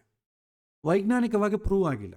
ಶಾಸ್ತ್ರದಲ್ಲಿ ಕೂಡ ವಿಷ ಆಗತ್ತೆ ಆ ರೀತಿ ಇಲ್ಲ. ಯಾಕೆಂತಂದರೆ ದರ್ಶನ ಭಾಷೆಯಲ್ಲಿ ಆ ರೀತಿ ಸಂಪ್ರದಾಯ ಬೆಳೆದಿದೆ ಅಷ್ಟೇ ಹೊತ್ತು ಅದು ತಪ್ಪು ಅಂತೂ ಅಲ್ಲ. ಯಾಕೆಂದರೆ ಮಕ್ಕಳಿಗೆ ನಾವು ಹೇಳ್ತೇವೆ, ನೀವು ಹೊರಗಡೆ ಹೋದಿ ಅಂದಕ್ಕೂ ಒಂದು ಬೂಚಿ ಬಂದು ಹಿಡ್ಕೊಂಡು ಹೋಗುತ್ತೆ, ಗುಮ್ಮ ಬಂದು ಹಿಡ್ಕೊಳ್ಳುತ್ತೆ ಅಂತ ಹೇಳ್ತೇವೆ. ನಿಜವಾಗ ಅದು ಸುಳ್ಳು. ಆದರೆ ಯಾಕೆ ಹೇಳ್ತೇವೆ? ಅವನನ್ನು ನಿಯಂತ್ರಣ ಮಾಡಬೇಕಾದ್ರೆ ಅದೇ ಹಾದಿ. ಯಾಕೆಂದರೆ ಅವನಿಗೆ ಅರ್ಥ ಆಗೋದು, ನೀವು ಏನನ್ನ ಹೇಳಿ ಅರ್ಥ ಆಗೋದಿಲ್ಲ. ಅವನಿಗೆ ಹೆದರಿಸುವಂಥ ಒಂದು ವಿಚಾರ ಹೇಳಬೇಕು. ಹಾಗೆ ಹಿಂದಿನವರು ಏನು ಹೇಳ್ತಿದ್ರು, ಆಹಾರವನ್ನು ತಿನ್ನಬಾರ್ದು ಅಂತಂಬುದು ಅವ್ರಿಗೆ ಅರ್ಥ ಆಗೋದಿಲ್ಲ ಸಾಮಾನ್ಯ ಜನಕ್ಕೆ. ಅದಕ್ಕೋಸ್ಕರ ಈ ಸಮಯದಲ್ಲಿ ಆಹಾರ ವಿಷ ಆಗುತ್ತೆ. ಆಗಿನ ಕಾಲದಲ್ಲಿ ದರ್ಬೆ ಅಂತಂಬೋದು ನ್ಯಾಚುರಲ್ ಪ್ರಿಸರ್ವೇಟಿವ್, ಅದಕ್ಕೋಸ್ಕರ ದರ್ಬೆ ಯೂಸ್ ಮಾಡ್ತಿದ್ರು. ಇವತ್ತು ನಾವೇನು ಮಾಡ್ತೇವೆ? ದರ್ಬೆ ಒಂದು ಕೊಂಡ್ಕೊಂಬಂದು ಒಂದು ಚಿಕ್ಕ ಪೀಸನ್ನು ಅದರ ಹಾಕಿಡ್ತೇವೆ. ಇದು ಅನುಸಂಧಾನ ಅಷ್ಟೇ. ಕ್ಲೀನ್ ಆಗಿದೆ ಅಂತ ಮನಸ್ಸು ಅಂದ್ಕೊಳ್ಬೇಕಾದ್ರೆ ಅಷ್ಟು ಸಾಕು. ಸೈಂಟಿಫಿಕ್ ಆಗಿ ಅದು ಪ್ರೂವ್ ಆಗೋದು ಬೇಕಾಗಿಲ್ಲ. ಹೀಗೆ ನೆಕ್ಸ್ಟ್, ಗ್ರಹಣ ಸಮಯದಲ್ಲಿ ವಿಶೇಷ ಪ್ರಾಣಶಕ್ತಿಗಳು ಬದಲಾಗ್ತದೆ ಅಂತ ಹೇಳ್ತಾರೆ. ಇದನ್ನು ಹೇಗೆ ಅರ್ಥ ಮಾಡಿಕೊಳ್ಳಬೇಕು? ಆ ಸಮಯದಲ್ಲಿ ಜಪ, ಧ್ಯಾನ, ಹಠ ಹೆಚ್ಚು ಫಲಪ್ರದವಾಗುವುದೇ? ಆಬ್ವಿಯಸ್ಲಿ ಸಾಧನೆ ಮಾಡಿಕೊಳ್ಳೋರು ಖಂಡಿತ ಫಲಪ್ರದ ಆಗ್ತದೆ. ಪ್ರಾಣಶಕ್ತಿಗಳು ಅಂತಂದರೆ ಮನಸ್ಸಿನ ಮನೋಮಯ ಕೋಶ ಎಲ್ಲಿರ್ತದೆ? ಪ್ರಾಣಮಯ ಕೋಶದ ಒಳಗೆ ಇರ್ತದೆ. ಪ್ರಾಣಮಯ ಕೋಶ ಸಹಕಾರ ಮಾಡದೆ ಮನಸ್ಸು ಸಹಕಾರ ಆಗುವುದಿಲ್ಲ. ಹಾಗಾಗಿ ಪ್ರಾಣಮಯ ಕೋಶ ಯಾವ ಸಹಕಾರ ಆಗುತ್ತೆ? ನೀವು ಸ್ನಾನ ಮಾಡಿದ ಮೇಲೆ ಆಗ್ತದೆ. ನಾವು ಸ್ನಾನ ಮಾಡಿ ತಾನೇ ಜಪಕ್ಕೆ ಅದಕ್ಕೆಲ್ಲ ಕೊಡ್ತೇವೆ. ಆವಾಗ ಪ್ರಾಣಮಯ ಕೋಶ ಆಕ್ಟಿವೇಟ್ ಆಗ್ತದೆ, ಅದರಲ್ಲಿ ಬದಲಾವಣೆ ಖಂಡಿತ ಆಗ್ತದೆ. ಇದು ಯೋಗಶಾಸ್ತ್ರದಲ್ಲಿ ನಿಮಗೆ ಇದರ ಬಗ್ಗೆ ಉಲ್ಲೇಖನ ಬಹಳ ಇದೆ. ಕರ್ಮ ಸಂಬಂಧವಾಗಿ ಗ್ರಹಣದ ಸಮಯದಲ್ಲಿ ಮಾಡಿದ ಸ್ನಾನ, ಜಪ, ತಪ, ಹೋಮ ಇತ್ಯಾದಿಗಳ ಕರ್ಮಗಳನ್ನು ಕಡಿಮೆ ಮಾಡುತ್ತದೆಯೇ ಅಂತ ಹೇಳ್ತಾರೆ. ಕರ್ಮಗಳನ್ನು ಕಡಿಮೆ ಮಾಡೋದಿಲ್ಲ, ನಿಮ್ಮ ಸಾಧನೆಯನ್ನು ಜಾಸ್ತಿ ಮಾಡ್ತದೆ. ಕರ್ಮಗಳನ್ನು ಕಡಿಮೆ ಮಾಡೋದಿಲ್ಲ. ನಿಮಗೆ ಮಹಾಭಾರತದಲ್ಲಿ ಒಂದು ಎಕ್ಸಾಂಪಲ್ ಇದೆ. ಯುದ್ಧ ಆಯಿತು, ಬಹಳ ಜನ ಸತ್ತರು. ಧರ್ಮರಾಜನಂತ ಹೇಳಿದ್ರು, ಅಪ್ಪ ಈ ಪಾಪ ಮಾಡಿದ್ದೀನಿ, ಇದಕ್ಕಿಂತ ಹೊರಗೆ ಬರ್ಬೇಕಾದ್ರೆ ಏನು? ಅಶ್ವಮೇಧ ಯಾಗ ಮಾಡಬೇಕು. ಅಶ್ವಮೇಧ ಯಾಗ ಅಂದ್ರೆ ಏನು?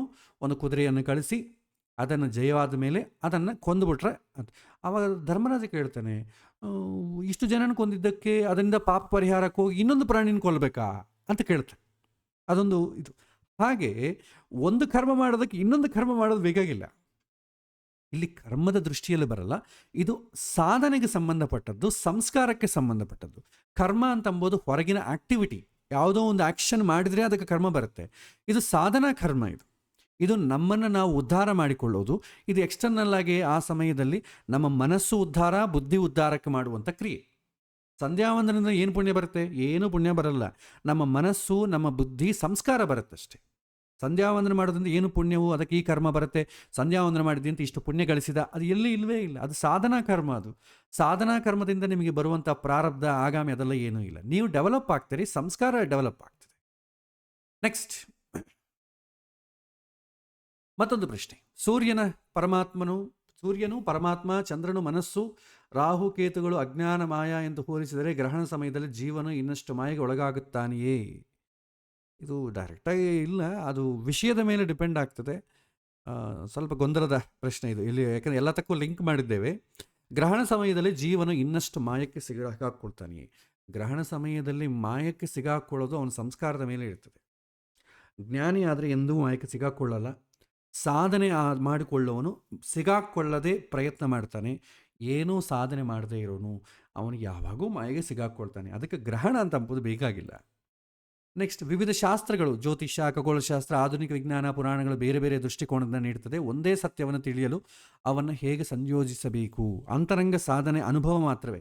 ಸಮಾಧಿ ಭಾಷೆ, ಯಾವ ವಿಷಯ ಆಗಲಿ ಯಾಕೆ ಹೇಳಿದ್ದಾರೆ, ಅದರಿಂದ ನನ್ನ ಪ್ರಯೋಜನ ಏನು, ಅದು ಅಲ್ಟಿಮೇಟ್ಲಿ ಸಾಧನೆ ಮಾಡಿದ ಮೇಲೆ ಅದು ಅನುಭವ ನನಗೆ ಬರುತ್ತಾ, ಅದರ ಅನುಭವಿಸಿಯೇ ತಿಳ್ಕೊಳ್ಬೇಕೇ ಹೊತ್ತು ಥಿಯರಿಟಿಕಲಿ ಹೇಳಲಿಕ್ಕೆ ಬರಲ್ಲ. ಧರ್ಮ ಅಂತಂಬೋದು ಲಾಜಿಕಲ್ ಡೈಲೆಕ್ಟಿಕ್ಸ್ಗೆ ಅದನ್ನು ಪ್ರೀಚ್ ಮಾಡುವಂಥ ವಿಷಯ ಅಲ್ಲ ಧರ್ಮ ಅಂಬೋದು. ಧರ್ಮ ಅಂತಂಬೋದು ಪ್ರಾಕ್ಟೀಸ್ಗೆ, ಎಕ್ಸ್ಪೀರಿಯನ್ಸ್ಗೆ ಸಿಗತ್ತೆ. ಲಾಜಿಕಲ್ ಡೈಲೆಕ್ಟಿಕ್ಸ್ಗೆ ಮಾಡಲಿಕ್ಕೆ ಬರೋದಿಲ್ಲ. ಅದನ್ನು ಅಂತರಂಗದಲ್ಲಿ ಯಾರಿಗೆ ಅವರು ಅನುಭವಿಸಬೇಕೇ ವಿನ ಇದು ಸಾಧನ ಕ್ರಮದಲ್ಲಿ ಗೊತ್ತಾಗ್ತದೆ, ಎಕ್ಸ್ಪ್ಲೈನ್ ಮಾಡೋದು ಕಷ್ಟ. ಪುರಾಣಗಳ ಪ್ರಕಾರ ರಾಹುವಿಗೆ ತಲೆ, ಕೇತುವಿನ ದೇಹ, ಅಮೃತವನ್ನು ಕುಡಿದ ಕಾರಣ ಬಂದವು. ರಾಹು ಅಜ್ಞಾನ, ಮೋಹ, ಕೇತು ಮಾಯೆ ಎಂದು ಭಾವಿಸಿದರೆ ಜೀವದ ಅಜ್ಞಾನ ಮತ್ತು ಮಾಯೆ ಸುಲಭವಾಗಿ ಹೋಗುವುದಿಲ್ಲ ಎಂಬ ಅರ್ಥ. ಸುಲಭವಾಗಿ ಯಾವುದೂ ಹೋಗಲ್ಲ, ಪ್ರಯತ್ನದಿಂದನೇ ಹೋಗ್ತದೆ. ಸುಲಭವಾಗಿ MPBS ಪಾಸ್ ಮಾಡಲಿಕ್ಕಾಗ್ತದ? ಅದಕ್ಕೆ ಎಷ್ಟು ಪ್ರಯತ್ನ ಮಾಡಿ, ಎಕ್ಸ್ಪೀರಿಯನ್ಸ್ ತೊಗೊಂಡು, ಇಂಟರ್ನ್ಶಿಪ್ ಮಾಡಿ ಓದ್ಕೊಂಡ್ರೆ ಆಗ್ತದೆ. ಈ ಒಳಗಿರುವಂಥ ಈ ಮೋಹ ಕೂಡ ಸುಲಭವಾಗಿ ಹೆಂಗೆ ಹೋಗ್ತದೆ? ಯಾವುದೇ ಆಗಲಿ ಮೋಹ ಮಾಯೆ ಹೋಗಬೇಕಾದ್ರೆ ಜ್ಞಾನ ಬರಬೇಕು. ಗ್ರಹಣದ ಬಗ್ಗೆ ಏನು ಮಾಡಬೇಕು, ಏನು ಮಾಡಬಾರ್ದು ಅಂತ ಗೊತ್ತಾದರೆ ಮೋಹ ಹೋದಂಗೆ. ಇಲ್ಲ ಎಲ್ಲರೂ ಮಾಡ್ತಾ ಇದ್ದಾರೆ ಅಂತ ಬ್ಲೈಂಡ ನಾವು ಮಾಡಿದ್ರೆ ಇನ್ನು ನಮಗೆ ಮೋಹ ಮಾಯ ಸಿಗಾಕೊಂಡಂಗೆ. ಹೊರಗೆ ಬರಬೇಕಾದ್ರೆ ಪ್ರಯತ್ನದಿಂದ ತಿಳ್ಕೊಳ್ಬೇಕಷ್ಟೇ, ಅದು ಬಿಟ್ಟರೆ ಬೇರೆ ಹಾದಿ ಇಲ್ಲ. ಗ್ರಹಣದ ಸಮಯದಲ್ಲಿ ಸೂರ್ಯ, ಚಂದ್ರ, ಭೂಮಿ ಸರಳ ರೇಖೆಯಲ್ಲಿ ಬರುತ್ತದೆ. ಇದು ಸಮುದ್ರದ ಅಲೆಗಳ ಮೇಲೆ ಪ್ರಭಾವ ಬೀರುತ್ತದೆ. ನಮ್ಮ ದೇಹದಲ್ಲೂ ಹೆಚ್ಚಿನ ಪ್ರಮಾಣದಲ್ಲಿ ನೀರು ಇರುವುದರಿಂದ ಪರಿಮಾಣವಾಗುತ್ತದೆ. ಇದರಿಂದ ಮನೋಭಾವಗಳ ಬದಲಾವಣೆ, ಮನಸ್ಸು ಬದಲಾವಣೆ ಆಗ್ತದೆ. ಮನಸ್ಸು ತೀಕ್ಷ್ಣವಾಗಿ ಕೆಲಸ ಮಾಡೋದ್ರಿಂದ ಮನಸ್ಸು ಬದಲಾವಣೆ ಆಗಲಿಕ್ಕೆ ಅವಕಾಶ ಉಂಟು. ನಾನು ಸಂಕ್ಷಿಪ್ತವಾಗಿ ಹೇಳ್ತೇನೆ, ಯಾಕೆ ಸಮಯ ನನಗೆ ಜಾಸ್ತಿ ಇಲ್ಲ. ಅದ ಕಾರಣ ಗ್ರಹಣ ಸಮಯದಲ್ಲಿ ಪ್ರಕೃತಿಯೆಲ್ಲ ಒಂದು ವಿಧವಾದಂಥ ಮೌನ ಉಂಟಾಗುತ್ತದೆ ಅಂತ ಹೇಳ್ತಾರೆ. ಈ ಮೌನಕ್ಕೆ ನಮ್ಮ ಮನಸ್ಸಿನ ನಿಶಬ್ದತೆ ಏನಾದರೂ ಸಂಬಂಧ ಇದೆಯಾ? ಹಿಂದೆ ಮೌನ ಅಂತಂಬೋದು ಪ್ರಕೃತಿಯಲ್ಲಿ ಅಂತಂದರೆ ಹಳ್ಳಿಯಾಗಿ ನಿಮಗೆ ಕಾಣುತ್ತೆ, ಅದು ಯಾವಾಗೂ ಮೌನವಾಗ್ತದೆ. ಸಿಟಿ ಅಂತ ಕಡೆ ನಿಮಗೆ ಗ್ರಹಣ ಅಂತಂಬೋರು ಗೊತ್ತಿದ್ದವರು ಮನೆಯಲ್ಲಿ ದೇವಸ್ಥಾನದಲ್ಲಿ ಆಚರಣೆ ಮಾಡ್ತೀವಿ. ಎಲ್ಲ ಟ್ರಾಫಿಕ್ಕು, ಎಲ್ಲ ಶಬ್ದಗಳು, ಸಿನಿಮಾ ಥಿಯೇಟ್ರು ಓಡ್ತಾ ಇರುತ್ತೆ, ಎಲ್ಲ ಶಬ್ದಗಳು ಬರುತ್ತೆ. ಮೌನ ಅಂತಂಬೋದು ಪ್ರಕೃತಿಯಲ್ಲಿ ಇಲ್ಲವೇ ಇಲ್ಲ. ಹಾಗಾಗಿ ಹಳ್ಳಿಗಳಲ್ಲಿದ್ದರೆ ನಿಮಗೆ ಮೌನ ಕಾಣ್ತದೆ ಪ್ರಕೃತಿಯಲ್ಲಿ, ಅಥವಾ ನೀವು ಸಾಧನೆಗೆಲ್ಲ ದೂರ ಕೂತ್ಕೊಂಡ್ರೆ ಮೌನ ಕಾಣ್ತದೆ. ಪ್ರಕೃತಿ ಮೌನ ಆದರೆ ಮನಸ್ಸು ಆಟೋಮೆಟಿಕ್ಕಾಗಿ ಮೌನ ಆಗಿಬಿಡ್ತದೆ. ಸಿಟಿಯಲ್ಲಿ ನಿಮ್ಮ ಮನಸ್ಸು ಹೇಗೆ ಓಡಾಡ್ತದೆ, ಹಳ್ಳಿಯಲ್ಲಿ ಎಷ್ಟು ಪ್ರಶಾಂತವಾಗಿ ಆಗಿಬಿಡ್ತದೆ. ಹಳ್ಳಿಯಲ್ಲಿ ನಿಮಗೆ ಟೈಮೇ ಹೋಗಲ್ಲ, ಸಿಟಿಯಲ್ಲಿ ನಿಮಗೆ ಟೈಮ್ ಹೋಗೋದು ಗೊತ್ತಾಗೋದಿಲ್ಲ, ಯಾಕಂದರೆ ಮನಸ್ಸು ಬ್ಯುಸಿ ಇರುತ್ತೆ. ಹಳ್ಳಿಯಲ್ಲಿ ಮನಸ್ಸು ಬ್ಯುಸಿ ಇರಲ್ಲ. ಆಮೇಲೆ ವಿಜ್ಞಾನದ ಪ್ರಕಾರ ಗ್ರಹಣವು ಕೇವಲ ನೆರಳಿನ ಘಟನೆ, ಆದರೆ ಪುರಾಣಗಳ ಪ್ರಕಾರ ರಾಹು ಅಥವಾ ಕೇತುಗಳು ಗ್ರಹಗಳನ್ನು ನುಂಗುತ್ತವೆ. ಇದನ್ನು ಹೇಗೆ ಅರ್ಥ ಮಾಡಿಕೊಳ್ಳಬೇಕು? ದರ್ಶನ ಭಾಷೆ ಅಷ್ಟೆ, ಅದು ಏನು ಗೊತ್ತಿಲ್ಲದಂಥವರಿಗೆ ಅರ್ಥ ಮಾಡಿಕೊಳ್ಳಿಕ್ಕೆ ಒಂದು ಕತೆ ಅಷ್ಟೇ. ಅದು ಅಂತರ್ಗತವಾಗಿ ನೀವು ಅದನ್ನು ಪ್ರಾಕ್ಟಿಕಲ್ಲಾಗಿ ನೀವು ಪ್ರೂವ್ ಮಾಡಲಿಕ್ಕೆ ಆಗೋದಿಲ್ಲ. ಗರ್ಭಿಣಿಯರ ಮೇಲೆ ಪರಿಣಾಮಗಳು ಯಾವುವು ಆಲ್ರೆಡಿ ನಾವು ಡಿಸ್ಕಸ್ ಮಾಡಿದ್ದೇವೆ. ಮನಸ್ಸು ತೀಕ್ಷ್ಣವಾಗ್ತದೆ. ಮನಸ್ಸು ತೀಕ್ಷ್ಣ ಆಗದಂತೆ ನಾವು ಕೇರ್ಫುಲ್ ಆಗಿರಬೇಕು. ಜಪ, ಸ್ನಾನ, ದಾನ ಇವು ಹಿಂದೂ ಧರ್ಮಗಳು ಕಾಣ್ತವೆ, ಇತರ ಧರ್ಮಗಳಲ್ಲಿ ಇಲ್ಲ. ಆದರೆ ಗ್ರಹಣಗಳು ವಿಶ್ವವ್ಯಾಪಿ. ಹೀಗಿರಲು ಒಂದು ಧರ್ಮಕ್ಕಷ್ಟೇ ಸೀಮಿತವಾಗುತ್ತದೆ. ಜಪ, ಸ್ನಾನ, ದಪ ಇದೆಲ್ಲ ಕೂಡ ನಮಗಿಲ್ಲ, ಅವ್ರಿಗೆ ಬೇರೆ ಥರ ಇರುತ್ತೆ. ಈಗ ಮದುವೆ ನಾವೇನು ಮಾಡ್ತೇವೆ? ಮದುವೆ ಅಂತಂದರೆ ನಮಗೆ ಶಾಸ್ತ್ರೋಕ್ತವಾದಂಥ ಚಪ್ರ ಹಾಕಿ, ವಾದ್ಯಗಾರನ ಕರೆಸಿ, ಪುರೋಹಿತನ ಕರೆಸಿ, ಬಂಧು ಬಳಗನ ಕರೆಸಿ ಶಾಸ್ತ್ರೋಕ್ತವಾಗಿ ಮಾಂಗಲ್ಯ ಧಾರಣ ಮಾಡ್ರೆ ನಮಗೆ ಮದುವೆ. ಅಲ್ಲಿ ವಿದೇಶದಲ್ಲಿ ಅವರೇನಿಲ್ಲ, ಹುಡುಗಿ ತಾಯಿ ತಂದೆ ಬಂದು ಕರ್ಕೊಂಡೋಗಿ ಚರ್ಚಿಗೆ ಹೋಗಿ ಹುಡುಗನಿಗೆ ಒಪ್ಪಿಸಿ ಚರ್ಚ್ ಫಾದರ್ ಮುಂದೆ ಇವರಿಬ್ಬರು ಇನ್ನು ಮೇಲೆ ಗಂಡ ಹೆಂಡತಿ ಇವರು ಕಿಸ್ ಮಾಡಿಕೊಳ್ಳಬಹುದು ಅಂತ ಹೇಳ್ತಾರೆ. ಅದು ಅಲ್ಲಿ ವಿವಾಹ ಪದ್ಧತಿ. ಬಟ್ ಪದ್ಧತಿ ಬೇರೆ, ಬಟ್ ವಿವಾಹ ಉದ್ದೇಶ ಒಂದೇ ತಾನೇ. ನೀವು ಯಾವ ದೇಶದಲ್ಲಿ ಹೋದ್ರೂ ವಿವಾಹದ ಉದ್ದೇಶ ಒಂದೇ. ವಿವಾಹ ಯಾವುದಕ್ಕೋಸ್ಕರ ಮಾಡ್ಕೋಬೋದು? ಸತ್ಸಂತಾನಕ್ಕೋಸ್ಕರ. ಎಲ್ಲರಿಗೂ ಅಷ್ಟೇ ತಾನೇ, ಸಂತಾನ ಎಲ್ಲ ಒಂದೇ ಥರನೇ ಇರುತ್ತೆ, ಪದ್ಧತಿಗಳು ಬೇರೆ ಆಗ್ತದೆ. ಇಲ್ಲಿ ಇಂಟೆನ್ಷನು ಒಂದೇ, ಅಮೆರಿಕದಲ್ಲಿ ಇಂಟೆನ್ಷನು ಒಂದೇ. ಇಲ್ಲಿ ಮಾಡುವ ಪದ್ಧತಿ ಬೇರೆ, ಅಮೆರಿಕದಲ್ಲಿ ಮಾಡುವ ಪದ್ಧತಿ ಬೇರೆ. ಇಲ್ಲಿ ನಾವು ಜಪ, ಸ್ನಾನ, ದಾನ ಮಾಡ್ತೇವೆ, ಅವ್ರು ಇನ್ನೇನೋ ಮಾಡ್ತಾರೋ ಗೊತ್ತಿಲ್ಲ. ಇತ್ತೇನೋ ಹಿಂದೆ, ಇವತ್ತು ನಮಗೆ ಗೊತ್ತಿಲ್ಲ ಅವ್ರು ಏನು ಮಾಡ್ತಾರೋ. ಬಟ್ ಮಾಡೋರಿದ್ದಾರೆ. ಗ್ರಹಣ ಸಮಯದಲ್ಲಿ ಚೈನಾ, ಕೆಲವಿನ ಜಪಾನ್ ಕಂಟ್ರೀಸಲ್ಲಿ ಅವ್ರಿಗೆ ಬೇರೆ ಪದ್ಧತಿಗಳು, ಆದರೆ ಅವರು ಇದು ಮಾಡ್ತಾರಾ ಅಂತ ನಮಗೆ ಅನಿಸುತ್ತೆ. ಅವ್ರಿಗೆ ಏನನ್ಸುತ್ತೆ, ಇದೇನು ಇದು ಜಪ ಸ್ನಾನಗಳು ಇದೆಲ್ಲ ಮಾಡ್ಕೊಳ್ತಾರಲ್ಲ, ಇದು ಧ್ಯಾನ ಎಲ್ಲ ಮಾಡಬೇಕು ಅಂತ ಅವ್ರಂತಾರೆ. ಜಪಾನ್, ಟಿಬೆಟ್ ಈ ಕಡೆ ಹೋದರೆ ಇವರೇನಪ್ಪ ಬರೀ ಸ್ನಾನ ಮಾಡ್ತಾರೆ, ಇದು ಮಾಡ್ತಾರೆ, ಏನೋ ಮಂತ್ರಗಳು ಹೇಳ್ತಾ ಇದ್ದಾರೆ, ಎಲ್ಲ ಅದ್ರ ಮೇಲೆ ದರ್ಬೆ ಹಾಕ್ತಿದ್ರೆ ವಿಚಿತ್ರವಾಗಿ ನಾವು ಕಾಣ್ತೇವೆ, ನಮಗೆ ಅವರು ವಿಚಿತ್ರವಾಗಿ ಕಾಣ್ತಾರೆ. ಇದು ಸಾಮಾನ್ಯ. ನೆಕ್ಸ್ಟ್, ಅನೇಕ ಆಚರಣೆಗಳಲ್ಲಿ ಹಿಂದೆ ವೈಜ್ಞಾನಿಕವಾಗಿ ಮರುವಿವರಿಸ್ತದೆ. ಈ ದೃಷ್ಟಿಯಿಂದ ನಾವು ಕಳೆದುಕೊಳ್ಳುತ್ತಿರುವ ಆಧ್ಯಾತ್ಮಿಕ ಲಾಭಗಳು ಯಾವುವು? ಆಧ್ಯಾತ್ಮಿಕ ಲಾಭಗಳೇನಿಲ್ಲ, ಆಧ್ಯಾತ್ಮಿಕ ನಷ್ಟಗಳೇ ಜಾಸ್ತಿ. ಭಾಳಷ್ಟು ಕಳ್ಕೊಳ್ತಾ ಇರೋದು, ಮುಖ್ಯವಾಗಿ ಕಳ್ಕೊಂಡಿರೋದೇನಂತಂದರೆ, ಯಾವುದೇ ಆಚರಣೆ ಹಿಂದೆ ಯಾವುದಕ್ಕಾಗಿ ಮಾಡ್ತಾ ಇದ್ದೇವೆ ಅಂತ ಗೊತ್ತಿಲ್ಲದೆ ನಾವು ಮಾಡ್ತಾ ಇದ್ದೇವೆ, ಅದೇ ನಾವು ಕಳ್ಕೊಂಡಿರೋದು ಸಂಪತ್ತು. ಆದ್ದರಿಂದ ಅದು ಒಂದು ಕೆಟ್ಟದ್ದು. ಲಾಭ ಏನಂತಂದರೆ, ಗೊತ್ತಾದ ಮೇಲೆ ಅದನ್ನು ಮಾಡೋ ವಿಚಾರದಲ್ಲಿ ವಂಚನೆ ಆಗುತ್ತೆ, ಯಾಕಂದರೆ ಸಮಾಜ ಒಪ್ಪೋದಿಲ್ಲ. ಹಾಗಾಗಿ ಲಾಭ ಅದೇ, ತಿಳ್ಕೊಂಡ್ರೆ ಮಾಡೋದು ಕಷ್ಟ. ಸೊ ತಿಳ್ಕೊಳ್ಳಂಗಿದ್ರೆ ಮಾಡೋದು ಸುಲಭ. ನೀವು ಚೆನ್ನಾಗಿ ಶಾಸ್ತ್ರದಲ್ಲಿ ವೇದ ಮಂತ್ರಗಳಿಗೆಲ್ಲ ಅರ್ಥ ಗುಹ್ಯ ಭಾಷೆಯಲ್ಲಿ, ಸಮಾಧಿ ಭಾಷೆಯಲ್ಲಿ ತಿಳ್ಕೊಂಬಿಡ್ರಿ, ನೀವು ಮದುವೆ ಮಾಡ್ಕೊಳ್ಳಿಕ್ಕೆ ಆಗೋದಿಲ್ಲ. ನಮಗೆ ಆ ಮಂತ್ರಗಳ ಅರ್ಥ ಗೊತ್ತಿಲ್ಲ, ಆದ ಕಾರಣ ಎಲ್ಲರೂ ಕೂಡ ಎಂಜಾಯ್ ಮಾಡ್ಕೊತ ಮದುವೆ ಮಾಡ್ಕೋತಾರೆ, ಗಲಾಟೆ ಮಾಡ್ಕೊತ, ಹುಡುಗ ಹುಡುಗಿ ಕಾಮೆಂಟ್ ಮಾಡ್ಕೊತ ಆರಾಮ ಮದುವೆ. ಯಾಕೆಂದರೆ ಗೊತ್ತಿಲ್ಲ, ಆದ ಕಾರಣ ಅದೊಂದು ಒಳ್ಳೆಯದಾಯಿತು. ಸೊ ಗೊತ್ತಿದ್ರೇ ಫಲ ಬರುತ್ತೆ, ಗೊತ್ತಿಲ್ಲ ಆದರೆ ಫಲ ಬರಲ್ಲ, ಅದು ಬೇರೆ ಇದ್ದಿದ್ದೇ ಇದೆ. ನೆಕ್ಸ್ಟ್, ಸುಮಾರು ಒಂದು 20 ಪ್ರಶ್ನೆ ಇದೆ, ಅದಕ್ಕಾಗಿ ಸಂಕ್ಷಿಪ್ತವಾಗಿ ಹೇಳ್ಬಿಡ್ತಾ ಇದ್ದೇನೆ, ಸಮಯ ಕೂಡ ಜಾಸ್ತಿ ಇಲ್ಲ. ಅಪರೋಕ್ಷ ಜ್ಞಾನಿ ಅಥವಾ ಮುಕ್ತರು ಸಾಕ್ಷಿ ಭಾವನದಲ್ಲಿರ್ತಾರೆ, ಅವರಿಗೆ ಗ್ರಹಣದ ಪ್ರಾಮುಖ್ಯ ಏನೂ ಇಲ್ಲ. ಅವ್ರ ಸಾಧನೆಗೆ ಇನ್ನಿಷ್ಟು ಅನುಕೂಲ ಆಗ್ತದೆ. ಲೌಕಿಕ ಸಂಬಂಧ ಇಲ್ಲದವರಿಗೆ ಅವನಿಗೆ ಪ್ರಕೃತಿನೇ ಸಂಬಂಧ ಇಲ್ಲ. ಪ್ರಕೃತಿಯಲ್ಲಿ ಏನು ವಿಕೋಪ ಆದರೂ ಕೂಡ ಅವನಿಗೇನು, ಯಾಕೆಂದರೆ ಶರೀರವನ್ನು ಪ್ರಕೃತಿಯಿಂದ ಹೋಲಿಸಿಕೊಳ್ಳೋದೇ ಇಲ್ಲ. ರಮಣ ಮಹರ್ಷಿಗಳಿದ್ದಂಗೆ ಶರೀರಕ್ಕೆ ನೋವಾಗ್ತಾ ಇದ್ರೆ ಕೂಡ ಇದು ನಂದಲ್ಲ ಅಂತ ಅವ್ರು ಆರಾಮಾಗಿರ್ತಿದ್ರು. ಆ ಥರ ಭಾವನೆ ಮಾಡೋರಿಗೆ ಯಾವುದೇನು ಮಾಡ್ತಾರೆ, ಯಾವ ಗ್ರಹಣವೂ ಏನು ಮಾಡೋಕ್ಕಾಗೋದಿಲ್ಲ.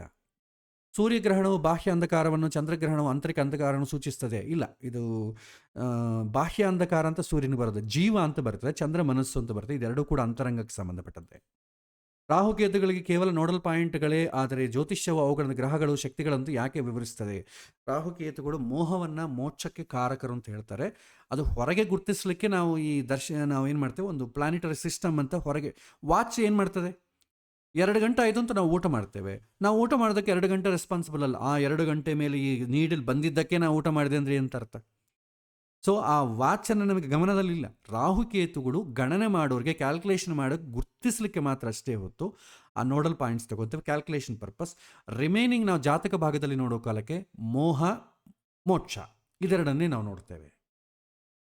ಗ್ರಹಣ ಸಮಯದಲ್ಲಿ ಸನ್ಯಾಸಿ, ಗೃಹಸ್ಥ, ಯೋಗಿ ಇವರಿಗೆ ಫಲಿತಾಂಶದ ಭೇದ ಇದೆಯೇ? ಸಾಧಕರಿಗೆ, ಸಾಧನೆ ಮಾಡಿಕೊಳ್ಳದೆ ಇವರಿಗೆ ಫಲಿತಾಂಶ ಇದೆ. ಆ ಸನ್ಯಾಸಿಗಳಿಗೆ, ಗೃಹಸ್ಥ ಯೋಗಿಯರಲ್ಲಿ ಸಾಧನೆ ಮಾಡಿಕೊಳ್ಳೋರು ಇದ್ದಾರೆ, ಮಾಡಿಕೊಳ್ಳದವರು ಇದ್ದಾರೆ. ಸೊ ಇದರಲ್ಲಿ ಡಿಸ್ಕ್ರಿಮಿನೇಷನ್ ಇಲ್ಲ. ಸಾಧನೆ ವಿಷಯದಲ್ಲಿ ಸನ್ಯಾಸಿ, ಗೃಹಸ್ಥ, ಯೋಗಿ ಅಂತಂಬು ಡಿಸ್ಕ್ರಿಮಿನೇಷನ್ ಇಲ್ಲ. ಅವನವನ ಯೋಗ್ಯತೆಗೆ ತಕ್ಕಂತೆ ಸಾಧನೆ ಮಾಡ್ತಾ ಇದ್ರೆ ಅವನಿಗೆ ಫಲಿತಾಂಶದಲ್ಲಿ ಭೇದ ಇದ್ದೇ ಇರುತ್ತೆ. ವಾಸ್ತವವಾಗಿ ಗ್ರಹಣಗಳು ಕೇವಲ ಪ್ರದೇಶಗಳಲ್ಲಿ ಮಾತ್ರ ಮತ್ತು ಸ್ವಲ್ಪ ಸಮಯದಲ್ಲಿ ಮಾತ್ರ ಕಾಣಿಸ್ತವೆ. ಆಗ ಅವಕ್ಕೆ ಇಷ್ಟು ವಿಶೇಷ ಪ್ರಾಮುಖ್ಯತೆ ನೀಡುವುದಕ್ಕೆ ಈ ವಿಶೇಷ ಪ್ರಾಮುಖ್ಯತೆ ನೀಡಿರೋದು ಸೋಷಲ್ ಮೀಡಿಯಾ. ಆ ಸೋಷಲ್ ಮೀಡಿಯಾ ಇಲ್ಲದಂಥ ಸಮಯದಲ್ಲಿ ನಮಗೆ ಗ್ರಹಣದ ಬಗ್ಗೆ ಉಲ್ಲೇಖನೇ ಇಲ್ಲ. ಒಂದು ವೇಳೆ ಹೆಚ್ಚು ಸಮಯ ಇದ್ದರೆ ಹೆಚ್ಚು ತೊಂದರೆಗಳು, ಕಡಿಮೆ ಸಮಯ ಇದ್ದರೆ ಕಡಿಮೆ ತೊಂದರೆಯು, ಪಾರ್ಷಿಯಲ್ ಆದರೆ ಒಂಥರ ಅಂತಂದರೆ ಇದೆ. ಇದು ಸಂಹಿತಾ ಭಾಗದಲ್ಲಿ ಬರುತ್ತೆ. ಸಂಹಿತಾ ಭಾಗದಲ್ಲಿ ನಾನು ಕೇವಲ ನಿಮ್ಗೆ ಎಕ್ಸ್ಪ್ಲೈನ್ ಮಾಡಲಿಕ್ಕೆ ಎಷ್ಟು ಬೇಕೋ ಅಷ್ಟೇ ಅಧ್ಯಯನ ಮಾಡಿದ್ದೇನೆ. ಸಂಹಿತಾ ಭಾಗದಲ್ಲಿ ನಾನು ಪೂರ್ತಿ ಓದಿಲ್ಲ. ಪ್ರಕೃತಿಗೆ ಏನಾಗುತ್ತೆ, ಯಾವ ಥರ ಡಿಸಾಸ್ಟರ್ ಆಗುತ್ತೆ ನಾನು ತಿಳ್ಕೊಂಡು ಮಾಡಬೇಕು. ಏನಾಗಿದೆ ಯಾರಿಗೂ ಈ ಪಾಠ ಹೇಳೋದು ಬಿಟ್ಟರೆ ಯಾರೂ ಮಾಡೋಂಥದ್ದು ಏನೂ ಇಲ್ಲ. ಸಂಹಿತೆ ತಿಳ್ಕೊಂಡು ಅದನ್ನು ನಾನು ಅಧ್ಯಯನ ಮಾಡಿಲ್ಲ. ಆದ ಕಾರಣ ಇದಕ್ಕೆ ಉತ್ತರ ಕೊಡಲಿಕ್ಕೆ ನಾನು ಕರೆಕ್ಟ್ ಪರ್ಸನ್ ಅಲ್ಲ. ಕೊನೆ ಪ್ರಶ್ನೆ, ಗ್ರಹಣಗಳ ಪ್ರಭಾವ ಒಂದು ಜಾತಕದ ಮೇಲೆ ಇದೆಯೇ? ಅವು ನಕ್ಷತ್ರ ಮತ್ತು ರಾಶಿಗಳ ಮೇಲೆ ಹೇಗೆ ಪರಿಣಾಮ ಬೀರ್ತವೆ? ಯಾವ ನಕ್ಷತ್ರ ಅಥವಾ ರಾಶಿಯವರಿಗೆ ಯಾವ ಶಾಂತಿ ಮಾಡಿಸಬೇಕು? ಇದು ಸೇಮ್ ಇಷ್ಟೇ. ಇದು ಕೊನೆಯ ಪ್ರಶ್ನೆ ಆದರೂ ಕೂಡ ಎಲ್ಲರೂ ಕೇಳುವಂಥ ಪ್ರಶ್ನೆ ಇದೆ. ಇಂಡಿವಿಜುವಲ್ ಆಗಿ ಗ್ರಹಣದ ಪ್ರಭಾವ ಇಲ್ಲ. ಒಂದು ವೇಳೆ ಪ್ರಭಾವ ಇದೆ ಅಂತಂದರೆ ಸೂರ್ಯ ಚಂದ್ರಾದಿಗಳ ಬಲ ಮೇಲೆ ಅವರವರ ಮನಸ್ಸು, ಬುದ್ಧಿ, ಅವರವರ ಜೀವ ಇವುಗಳ ಮೇಲೆ ಪ್ರಭಾವ ಸಿಗತ್ತೆ. ಅದು ಜನರಲ್. ಅದು ಗ್ರಹಣ ಇಲ್ಲದ್ರೂ ಕೂಡ ಅವುಗಳ ಗತಿಯನ್ನು ಹಿಡಿದು ಅದು ಗೋಚಾರದಲ್ಲಿ ಆ ಗ್ರಹಗಳು ತಿರುಗ್ತಾ ಇದ್ದಾಗ ಇವನ ಮನಸ್ಸು ಬದಲಾಗ್ತಾ ಇರುತ್ತೆ. ವಿಶೇಷವಾಗಿ ಗ್ರಹಣ ಸಮಯದಲ್ಲೇ ಬದಲಾಗುತ್ತೆ ಅಂತ ಅಂದ್ಕೊಳ್ಳಬೇಡಿ. ಗ್ರಹಣ ಸಮಯದಲ್ಲಿ ಇನ್ನೂ ತೀಕ್ಷ್ಣ ಆಗ್ತದೆ, ಸ್ಟ್ರಾಂಗ್ ಆಗ್ತದೆ. ಮಾಮೂಲ ಇರೋದಕ್ಕಿಂತ ಸ್ಟ್ರಾಂಗ್ ಆಗ್ತದೆ. ಉಳಿದ ಸಮಯದಲ್ಲಿ ಪ್ರತಿಯೊಬ್ಬರ ಮನಸ್ಸು ಬದಲಾವಣೆ ಆಗ್ತಾನೇ ಇರುತ್ತೆ. ಮನಸ್ಸು ಸ್ಥಿರವಾಗಿ ಯಾರಿಗಿರುತ್ತೆ? ಯಾರಿಗೂ ಇರಲ್ಲ. ಐಡೆಂಟಿಫೈ ಮಾಡಲಿಕ್ಕೂ ಆಗೋದಿಲ್ಲ. ಹಾಗಾಗಿ ಶಾಂತಿ ಮಾಡಿಸಬೇಕಾದ ಯಾರಿಗೆ ಅಂತಂದರೆ ಮನಸ್ಸಿಗೆ ಶಾಂತಿ ಮಾಡಿಸ್ಬೇಕು. ನಾನು ಅಷ್ಟು ಶಾಂತಿಯಾಗಿರಬೇಕು, ನಾನು ಶಾಂತಿಯಾಗಿರಬೇಕು. ಆದ ಕಾರಣ ಯಾವುದನ್ನು ಹಿಡ್ಕೊಂಡ್ರೆ ಶಾಂತಿ ಆಗತ್ತೆ ಅದನ್ನು ಮಾಡ್ತೇವೆ. ಭಗವಂತನ ಹಿಡ್ಕೊಂಡ್ರೆ ನಮಗೆ ಶಾಂತಿ ಆಗೋದು. ಹಾಗಾಗಿ ಭಗವಂತನ ಉಪಾಸನೆ ಮಾಡ್ತೇವೆ.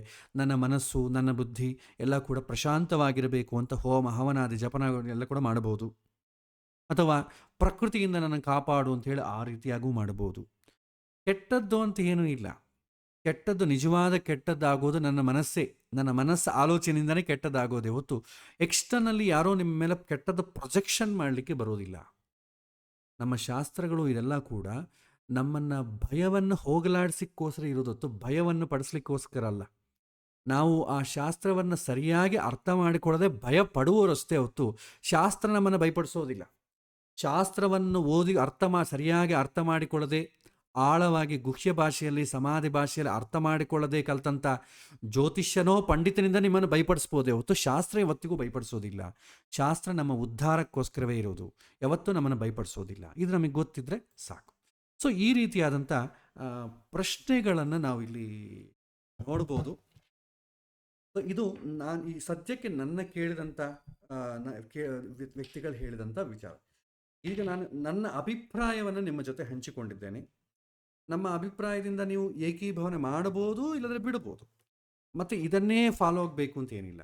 ಸಾಮಾನ್ಯವಾಗಿ ಏನಾಗುತ್ತೆ ಅಂತಂದರೆ, ನಾವು ಯಾವ ಥರ ಇರುತ್ತೆ ಅಂದರೆ ಮನೋಭಾವ, ಗ್ರಹಣ ಸಮಯದಲ್ಲಿ ಸಾಧನೆ ಮಾಡಿಕೊಳ್ಳದಿದ್ದರೆ ಊಟ ಮಾಡಬಹುದು ಅಂತ ಅಂದ್ಕೊಳ್ಳಿ. ನಾವು ಅದನ್ನು ಹೌದಾ, ನಾವು ಅದನ್ನು ಆಲೋಚನೆ ಮಾಡಬೇಕು, ನಿಜವಾಗ ನಾವು ಮಾಡ್ಬೋದಾ ಬೇಡವಾ. ನಾವೇನು ಮಾಡ್ತೇವೆ, ಆ ಆಚಾರ್ಯರು ಆ ಜ್ಯೋತಿಷರು ಹೀಗೆ ಹೇಳಿದ್ದಾರೆ ಅಂತ ಇಲ್ಲಿ ಮಾಡ್ತೇವೆ. ಇನ್ಯಾರೋ ಯಾಕ್ರಿ ಹಿಂಗೆ ಮಾಡ್ತೇವೆ, ಇಲ್ಲ ರೀ ಅವ್ರು ಹೇಳಿದ್ರು ಹಂಗೆ ಮಾಡ್ತಾ ಇದ್ದೇನೆ ಅಂತ ಹೇಳ್ತೇವೆ. ಇಲ್ಲ, ನಾವು ಕನ್ವಿನ್ಸ್ ಆಗಿ ಮಾಡಿದರೆ ಮಾಡ್ಬೋದು, ಒತ್ತಾಯದಿಂದ ಮಾಡೋದು ಬೇಡ. ಧೈರ್ಯ ಇದ್ದರೆ ಎಲ್ಲವನ್ನು ಬಿಡಿ. ಯಾವ ಥರ ಧೈರ್ಯ, ಯಾರಾನು ಏನಾದರೂ ಹೇಳಿದರೂ ಕೂಡ ಅದನ್ನು ನಾನು ಕನ್ವಿನ್ಸ್ ಆಗಿ ನಾನು ಮಾಡಬೇಕು. ಯಾರಾದರೂ ಏನಾದ್ರು ಕೇಳಿದ್ರೆ ಯಾಕ್ರಿ ಹಿಂಗೆ ಮಾಡ್ತಿದ್ದೆ ಅಂದರೆ, ಇಲ್ಲ ರೀ ದಿಸ್ ಇಸ್ ದ ಲಾಜಿಕ್, ಅದಕ್ಕೆ ನಾನು ಹಿಂಗೆ ಮಾಡ್ತಾ ಇದ್ದೀನಿ ಅಂತ ಎಂಬ ಧೈರ್ಯ ಇರಬೇಕು. ಅದು ಅವ್ರ ಹತ್ರ ಹೇಳಿಕೊಳ್ಳಿಕ್ಕೆ ನಾಚಿಕೆ ಆಗಿ, ಇಲ್ಲರಿ ಆ ಜ್ಯೋತಿಷ್ಯರು ಹೇಳಿದ್ರು ಅದಕ್ಕೆ ನಾನು ಮಾಡ್ತಾ ಇದ್ದೀನಿ ಅಂತಂದರೆ, ಅಂಥ ಸಮಯದಲ್ಲಿ ನೀವು ಸಮಾಜ ಹೇಗಿದೆ ಹಾಗೆ ನಡ್ಕೊಂಡು ಹೋಗೋದು ಉತ್ತಮ. ಯಾವ ಜ್ಯೋತಿಷ್ಯರನ್ನು ಪಂಡಿತರನ್ನು ಹೇಳಿದ್ದನ್ನು ಫಾಲೋ ಆಗಬೇಡಿ. ಧೈರ್ಯ ಬೇಕು. ಶಾಸ್ತ್ರವನ್ನು ಹೇಳಿದ್ದನ್ನು ಯಥಾ ರೀತಿಯಾಗಿ ಅನುಷ್ಠಾನ ಮಾಡಬೇಕಾದ್ರೆ ಧೈರ್ಯ ಬೇಕು. ಜ್ಞಾನವನ್ನು ಗಳಿಸಬೇಕಾದ್ರೂ ಧೈರ್ಯ ಬೇಕು. ಅದನ್ನು ಆಚರಣೆ ಮಾಡಬೇಕಾದ್ರೂ ಧೈರ್ಯ ಬೇಕು. ಈ ಧೈರ್ಯ ಇಲ್ಲದೆ ಇದ್ದಾಗ ದೂರ ಇರೋದು ಉತ್ತಮ. ನಮ್ಮನ್ನು ನಾವು ಸೆಕ್ಯೂರ್ ಮಾಡಿಕೊಳ್ಳೋದು. ಅಂತರಂಗದಲ್ಲಿ ನೀವು ತಿಳ್ಕೊಳ್ಳಿ, ನಿಮಗೆ ಲಾಜಿಕ್ ಗೊತ್ತಿದ್ರೆ ಸಾಕು. ಹೊರಗಡೆ ಎಲ್ಲರೂ ಮಾಡಿದಂಗೆ ನೀವು ಆಚರಣೆ ಮಾಡಿಕೊಳ್ಳಿ. ಬಟ್ ಸ್ವಲ್ಪ ವಂಚನೆ ಆಗುತ್ತೆ, ಬಟ್ ಏನು ಮಾಡಲಿಕ್ಕೆ ಆಗೋದಿಲ್ಲ. ಸೊ ಇದು ಇವತ್ತಿನ ನನ್ನ ಪಾಠ. ನನ್ನ ಅಭಿಪ್ರಾಯ ನಿಮ್ಮ ಜೊತೆ ಶೇರ್ ಮಾಡಿಕೊಂಡೆ. ಸಮಯ ಯಾರಿಗಾದರೂ ಇನ್ನೂ ಇದೆ, ನನಗಿನ್ನೂ ಒಂದು 15 ನಿಮಿಷದ ಸಮಯ ಇದೆ. ಇನ್ನೂ ಯಾರಿಗಾದ್ರೂ ಸಮಯ ಇದೆ, ಮಾಡ್ತೇವೆ ಅಂತಂದರೆ ನೀವ್ಯಾರ ಪ್ರಶ್ನೆ ಕೇಳಿದ್ರು ಕೂಡ ಕೇಳ್ಬೋದು. ಅನ್ಮ್ಯೂಟ್ ಮಾಡಿದ್ದೇನೆ. ಒಬ್ಬೊಬ್ಬರಾಗಿ ನೀವು ಪ್ರಶ್ನೆಗಳನ್ನು ಕೇಳಿ.